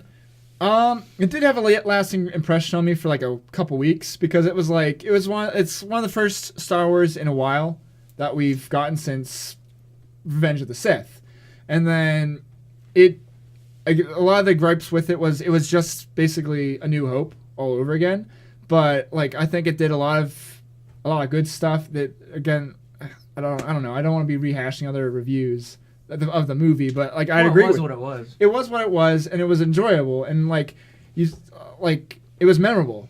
I was still thinking about it, maybe like half a month away or into it. But after I saw Rogue One, I'm like, yeah, no, that movie was way too like fairy tale esque. Force Awakens. Yeah, Force Awakens was too after I saw Rogue One, I'm like, my opinion of Force Awakens went down a bit just because I'm like, this is the potential of Star Wars, like this is what they should be going towards, and then what we're getting is the rest of the trilogy, which can be good, can be bad. It depends on the generation. Depends, it'll get fans. That's the I great agree thing. with you. I really like The Force Awakens, but once again, it's way too similar to the original Star Wars. Like, just annoyingly so. I think they nailed the tone of the movie. I think it feels a lot like the original Star Wars movies, and I think they did a good job with that. Chopper wants us to name the other 8 movies. Sorry to cut you off. Number 8 was Disaster Artist. We saw recently. Very funny, very emotional. Number 7, Coco, the Pixar movie, probably the last original in the next decade. It was number 6. Guardians of the Galaxy number 5. Wind River number 4. Dunkirk number 3. Logan number 2, and Blade Runner number 1. There you go, Free Chopper. Sorry that we got sidetracked with the Pirates, but we had to defend it because it's getting shit reviews all over the place. But it's one of those movies. Got to defend Pirates. It was really good. I really enjoyed it. I'm gonna put my head out there or my neck, and I'm gonna say Pirates of the Caribbean, Dead Men Tell No Tales, excellent. You want to see Coco? Yeah, Coco was very very fun. Very good. Very good. Coco is one of the best Pixar films I've seen in a long, long time. You meant Rogue One. Rogue One is the best Star Wars ever made. I respect that. I love Rogue One. I liked Rogue One a lot. Rogue One was great. Yeah. It actually, you know what? Rogue One's one of those movies that I'm actually liking more and more as time goes on. What was that? It's not my favorite of the Star Wars movie. Wait, someone say it was Blade Runner beat Logan? Yeah, dude. We think Blade Runner definitely because it just looks so good. Rogue One is the best Star Wars ever made. That's great. Maybe 9 is good. I'm happy that someone's favorite Star Wars movie is Rogue One. I will say that it's not my favorite. I've been hearing a lot of people saying like Empire Strikes Back is still my favorite. Oh yeah, you can't go wrong with Empire or Return of the Jedi. Rogue One is definitely my favorite of the new the Disney Star Wars movies, and I don't know what I think. I'm not gonna rank it, but it's definitely one of my favorite of the Star Wars movies. Yeah, thanks, Bob, but no thanks. No bits. Not that much of a sellout. It was not a good film. Wait, which one? Maybe not as good. What you talking about, Free Chopper? I mean, it was funny, but not purposefully. Which one? Episode 5 is right up there, though. Yeah, definitely. Empire Strikes Back is still my favorite. Yeah. Going back through the list, number 4, we were talking about Wind River. That's one of those ones that, like, I don't think a lot of people have seen. And when we were going over the list originally, we were, like, trying to, like, really sell it. It is a low-budget movie, but it has Jeremy Renner, right? Yeah. If you know the Avengers, Marvel movies. Yeah, so they have Hawkeye in it, Scarlet Witch, and Punisher's in it for a bit too. He's one of the characters. So. He's a character actor. If you're seeing The Walking Dead, he was in that for the first couple of seasons, and then unfortunately they killed him off. He's really good at playing a good bad guy. Like literally really tough. It. The film It. Oh yeah. It. Number 6, the movie, the Stephen King film. Yeah, that was really good. Yeah, the clown, the demon clown. The demon clown. That was funny. Well, not funny. It was, I don't know. My mind would. Was there? What about Split? I didn't see Split. I think there were some funny parts, but it was really good horror. Like I think it was really good. Shane bit. Yeah, Shane. Shane was the name of the Punisher in Walking Dead. Shane. Yeah. He was kind of an ass, but interesting character. Like they did a good job with his character. Yep. King Kong, that was good. Well, it was a King Kong. The Kong Skull Island was one of those. We were going through. We actually have a list of our top 3 worst movies. It didn't make it, but it didn't make it though. Kind of. We were grouping it in a little category with. I think we had Justice League, Kong Skull Island, and it was American Made. Those movies weren't they weren't horrible, but they weren't amazing. They were enjoyable. They were entertaining. Yeah, but there are problems with them. Yeah, they're kind of bad movies, but they're really good bad movies. Like King Kong. Yeah, exactly. Kong Skull Island was extremely entertaining from start to finish. There wasn't ever a dull moment, but there's a lot of insanity to it, and a lot of stuff that just makes no sense. Plot holes. John C. Reilly. Yeah, yeah. Oh. John, how about John C. Riley's singing voice? That was great. Yeah, exactly, Pants. I think if we did see Valerian, we would have probably put it on that list. Again, we only saw 21 movies this year in theaters, so there are movies that we haven't seen that probably were like best ever. I know Matt listed a couple of them. I don't know any of those movies off the top of my head. I just know the movies we did see. Oh, I saw The Big Sick and I saw Only the Brave, which was, if you remember, was the firefighter movie. Oh, yeah. I wasn't feeling it that night to Or watch that. not firefighter. Like, it was that was the feeling fire. very- Well, what do you call them? They're not fire. Get Out. That was kind of that was a great firefighters. documentary. Yeah, Get Out. Get Out. We like Get Out. It but was. I liked it We too. felt like it was overrated. When we went in, the movie was packed. Like we got in kind of early. We got back row Oh, seats, man. There's and then so like many people people were there. just piling in. Front row was taken up too. And I'm like, are we in the right movie? It is supposed to be the biggest grossing horror movie ever. But I've Get Out never, had more people. Never yeah. seen so many people unexpectedly at like a low budget horror movie. We like were Get we Out. were gonna see Wonder as well, but we ended up seeing Justice League because it was so freaking packed. We couldn't get a seat. Yeah, Wonder was That was weird. But that was really weird. I guess they all wanted to see Owen Wilson. you got way Happy more hate Death than it Day. deserved. Didn't see Dark Tower. Me neither. I didn't see that. Happy Death Day. Yeah. Ugh. Happy Death Day and Bye That's- Bye I Man. heard, from what I've heard of Happy Death Day, that's not a horror movie. It's just a Oh, really? yeah. It's like a slasher though, isn't it? yeah, but it's not really scary at all. It's more like I guess a comedy sort of. Like you Oh, kind of like yeah, because like you're I don't know like it's more like they make a lot of the Groundhog Day jokes throughout it as she like, and they I Oh, is guess it a when she satire? died. Satire? I don't know. Like it's definitely advertised as a horror, but it's just like it's just not. And I don't think it's a bad movie. Well, we didn't see it, so it's definitely not gonna be. We're not gonna talk shit about it, but you know, it's not one. Yeah, we don't want to put our Yeah, money where our mouth Get Out is. seems like a normie film. I don't know. Get Out. Get Out. Get Out was good. Get Out was good. But other than it having that like racism theme throughout, I really didn't think it Man, was. you can review films you haven't seen. Oh yeah, totally. What is You were saying? Oh, he was just saying you can review films that you haven't seen. No, I want to be. Totally. I mean, I want to be fair. We're gonna Yeah, be we fair only and saw impartial. 21 movies this year. That's like a movie every other week, and we saw most of our movies on discount night too. So Discount Tuesday. we got it all $5.25. We go to Cinemark, so we got the Cinemark connection set up, so we get those points for discounted. Well, they might not know what Cinemark is. You guys, I don't. They might. Cinemark's regional, I think. Is it just our area, or is it There- all America? There I don't are know. regional movie theater chains. If you have a Cinemark, If you know what a Yeah, Cinemark yeah. is, that's what we've been going to. I signed up to the movie club just recently, so what's I the get worst 20% films? off. Okay, the worst. We have a top, Top three three. worst All right, films. you want to start off with number 3? number 3? Yeah, even just looking at the titles makes him laugh out loud. Brought to you by Peter Berg. Take it away. Okay, number 3 is Patriots, and this number 1 will be the worst film. Yeah, number 1's the So, worst. This is Patriots Day, which was the first film we saw in 2017, the very first film.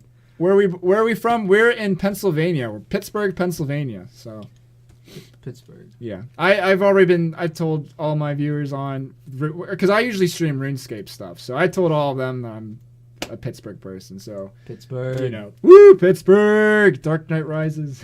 That's right. Dark Knight Rises was filmed mostly in Pittsburgh. And what was that Jack Reacher movie? The first The one. first Jack The first Jack That's our Reacher. 25th. We didn't see that. This is number 2 though, but we wanted to. Was that 2017 or was that previous year? 15 maybe. Takes 2 years to make a Yeah, we've been doing this Tom for a Cruise while. movie, right? There's Cinemark in Oregon, so yeah, I was thinking like Cinemark might be an Oh. American chain, Okay.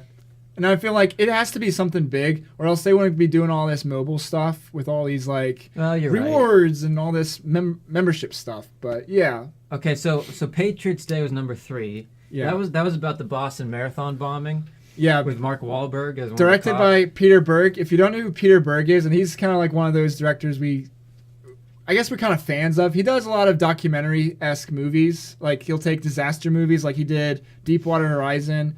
He did another one, which I don't remember. Lone Survivor, which was about soldiers in Afghanistan, I think. I Yeah. never saw it, but Mark Wahlberg is his starring boy. Yeah, Mark Wahlberg is in all of his movies. He's like one of the main characters. He's the hero. He's the hero in these movies. But yeah, Patriots Day, Mark Wahlberg is a Boston policeman who's basically kind of like, I guess, trying to... He's there at the Boston Marathon, at the bombing, and then he's working to try to find the bombers. What does he do exactly after the... I'm trying to think of what his story was. I don't know. His story arc. I honestly don't know. I can't tell. That's why it's one of the top 3 worst. Because like this movie was all over the place. Well, okay. There are literally like 500 characters in Patriots Day. You're halfway through the movie, you're still introducing new characters. And the other thing is, like, they kind of, like, jump between the characters and their stories. So you're like, you don't really know who the main character is. At points in times, I thought, like, the bombers were the main characters. And there were, there were some, like, jokes thrown around with them, or I felt like they were being really, so like stereotypical or racist when it came to the actual bombers. And I'm like, I'm pretty sure these guys weren't like that at all. I'm pretty sure they were just like, you know, radical whatever. But I'm pretty sure they weren't just like, let's go roast some goats or something. I'm like, there's no way.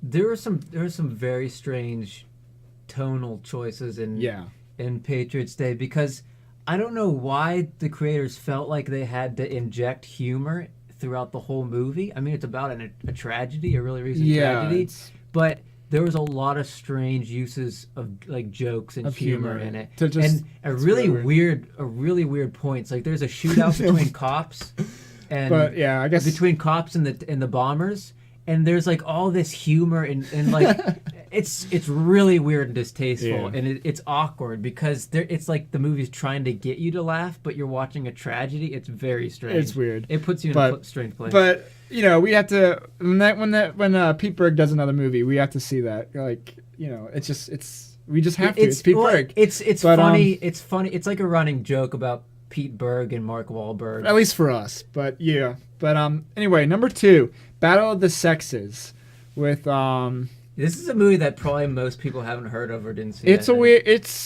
it's tennis. This tennis movie. This is another with true hardly story. any tennis in it. But Well, it's not about tennis. Okay, yeah, so it's about sex. It's sexism. This is about a true story about it's a kind of like a feminist movie, and it's about a girl. Well, I would say feminist loosely. It's more of like women being in they're athletes. And at this time period, they're looked at as they're not as good as men because the 70s or early 80s. I think it's like 70s. So like, women are not as good as good athletes as men. But yeah, like that was like one of the big key parts. And I don't want it to be like it's a feminist movie, because feminists has that bad rap of, I guess, like while they're preaching for equality, they're more like practicing for a matriarchy. This movie was more about the actual equality. Let's treat the women's sport the same as the men's sport, give it the same prize money, same funding, same everything. And that was like the thing they were fighting for. But like it was just kind of like, again, all over the place. Like they had Steve Carell as one of the main, like, I don't know, he's kind of like an antagonist because he's the guy that Emma Stone fights at the end. Yeah. But like he's also like he's breaking jokes and being Steve Carell. He acts like a silly character in this real world. It's kind of weird. I'm like, is the character he's playing actually like that? Was he actually like that in the 70s? I'm like, there's no way that this person was I feel like he kind of was, though. His character was supposed to be like really. He had like a stage presence. Like he wasn't really. I can understand a stage presence. Himself.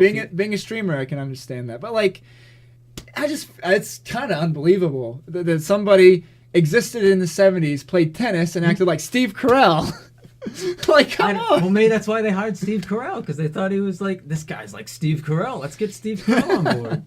Maybe. But number 1, we did bring it up while we were talking about it earlier. Number 1 is Annabelle Creation. I didn't see the first Annabelle movie. Yikes! I didn't either. Okay, so if when I was watching the movie, I didn't feel like it was a bad movie. But like, I didn't either. There's just a lot of glaring issues. Here it is, our number 1 worst movie. Yeah, I'm trying to remember what it was, because we were just like, there's a lot wrong with it. There were a lot of okay, I'm trying to remember the it. 'cause we second were- half of the movie was really bad. Like it started off fairly promising. It technically it's a good movie. Like, like technically, it's the good. lighting, the shooting, the editing, the acting's decent. It's And like it's in terms of good. jump scares, I don't think it was too over the. It was. There were some jump scares. There were some but- jump, but I'd say it was along the line, like on par with that of like It, where it wasn't like jump scare, jump scares, jump scare, jump scare. It's like it actually were a built lot of jump suspense. scares in There were It, a lot but- more towards the end, with Annabelle. There Not were- It, but The ending and the final. Well, I don't know if I want to say the second half or the last third or quarter of the movie was pretty bad. Like the story just pooped on itself. yeah, it's It like just died. Yeah, it had the promise, and then it just kind of like, I like kind of like how they, I keep saying killed off the main character. The main character switches like halfway Yeah, through the movie. the main It's really character, weird. you're following this little girl who is getting haunted by Annabelle, essentially, the doll. And then halfway through the movie, at first, like, you kind of think she got killed, but no, she actually gets possessed by Annabelle. And the rest of the movie, she's like the villain or whatever. To the point where even after the movie, when she's all grown up or whatever, she's like, she murders her family or You- whatever. you And it's just really- kind of like, it gets all over the place after You that. can't get behind any character in that movie. You can't get behind anybody. You That Interstellar film with Chris Pratt, that actually was good. I think you're talking about Passenger. oh, That was a good one, I think. thank you for bringing that up. All right.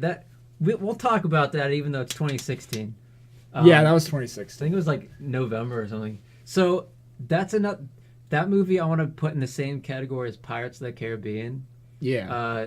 Dead Men Tell No Tales. Even though I think Pirates of the Caribbean's better, because these are two movies that got horrible reviews by critics, and I think it was and- terrible, man. what? I think that was a good movie. No, that was, I liked that was it. good. The ending sucked, but the rest of Yeah. the movie was actually really good. I thought. Like, I guess you could look at it by going, after you see the trailer, you don't really need to see the movie, because that's basically it. But, like, I still think liked the it, movie, though. I know, I liked it too. I still think it was kind of good. It was a good. It's not an original premise. It's like a. It's kind of like Wall-E. It's but, like a 40s, 50s science fiction radio premise, pretty Yeah. much this interstellar voyage. except for the giant plot holes. There were a decent amount of plot holes, but like we didn't actually rate 2016 movies because we barely watched any then. We just did the 2017 because we had enough to make a list and then do it. Pretty generous for a review. I don't care. Wait, what was generous? Our review for Passengers. Yeah, Oh. I mean, I think yeah. I it's- only saw it once and it was over a year ago. Yeah, but same. but I remember most of liking Yeah. it. I remember enjoying it too. Yeah, it was one of those fun. You know what? And it was kind of cute. The romance was kind of cute. I guess you could say it I was a thought bit the forced, writing, I but thought it was the still dialogue, good. they had good chemistry. Yeah, Two big leading actors in a movie together.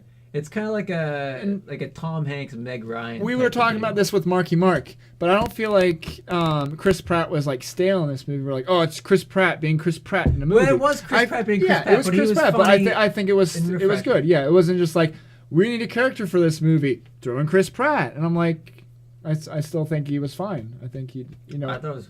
I liked it. What about how he woke Scarlett up and they only had one med bay? The whole ship I don't only had remember one that. med. I don't remember that. Is that? It's again over a year and a half ago. I haven't seen it. I'm that not, long. I'm not saying there weren't any plot holes in this movie. There probably were. It was definitely better than Arrival, but I guess you can say that any movie in I will 2016 say is better this. than Arrival. Passengers. I like Passengers better than Arrival. For Arrival- sure, that's easy. That's easy. If you want to talk about science fiction plot holes, let's talk about Arrival. Let's guys talk need to about watch this. more than 20 Let's talk movies a about year. the military security That's- they have around this That's alien free. spaceship. That's true, free chopper. But we go watch. We didn't really even do this mostly to do like a podcast thing for it. We did this more as to let's just see movies. I was a film student. I graduated. He's a I'm a film buff. I yeah, guess film you- buff, I like yeah. movies. So we were like, best way to learn about film is to go see movies. And I'm like, well, we have the theater that just opened up like 15-minute walk from here.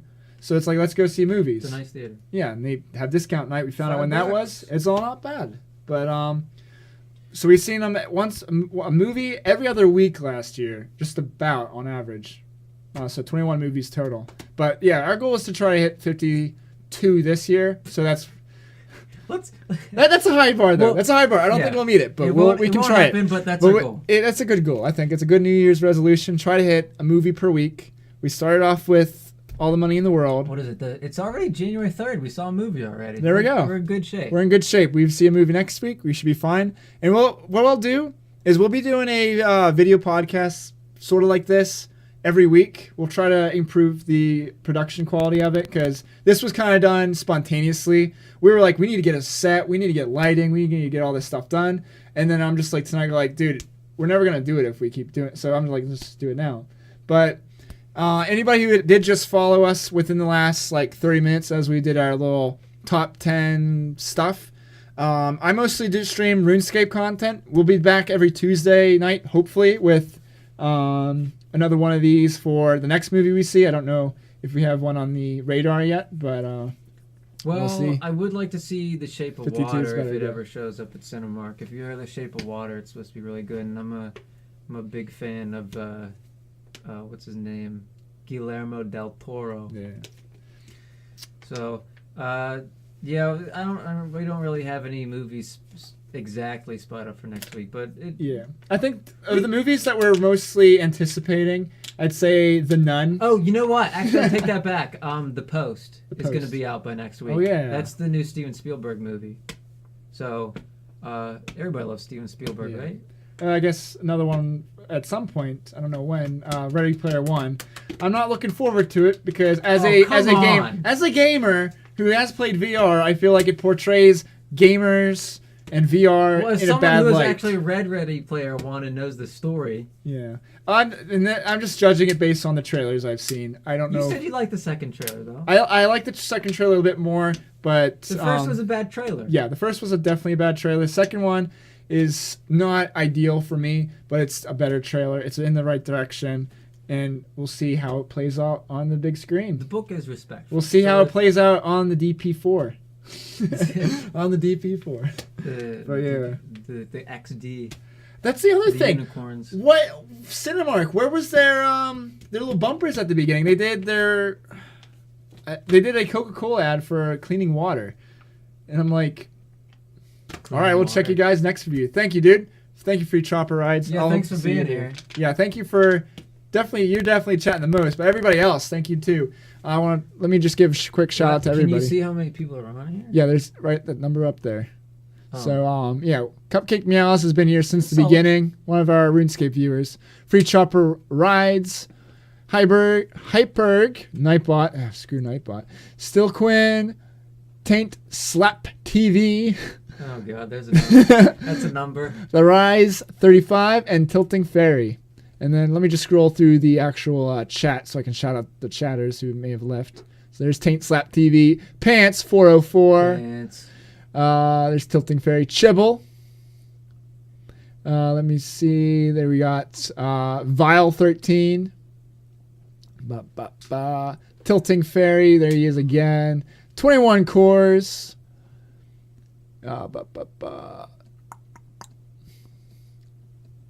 Squabbly XDDDD is what he said. And Skep Talk Live, who gave us the host. That's where all these viewers came from. So again, thank you, Skep Talk Live. Thank you for choosing us to host. Yes. Dragon Daughter 13. Chatta TV. those Yeah. pizzas or Doritos? I think those are Doritos. Yeah, there's Dorito chips. Oh, okay. I hovered over it. Yeah. But yeah, I think that's about it. Go see Pirates of the Caribbean. Oh yeah, Kevin, definitely tell see them that. Pirates. And yeah, so I guess that's it. And We'll end- see Blade Runner if you haven't seen it. yeah, Blade 'Cause that- Runner. Oh that movie, Jesus. That movie apparently did not do well money wise. Well, it came out. When did it? It came out like right after It. October. Yeah, like it came out after like a lot of others, like It, and I'm trying to think of some of the other It stuff. got a that was lot of coming out. marketing and advertising though. Yeah, I mean, but yeah,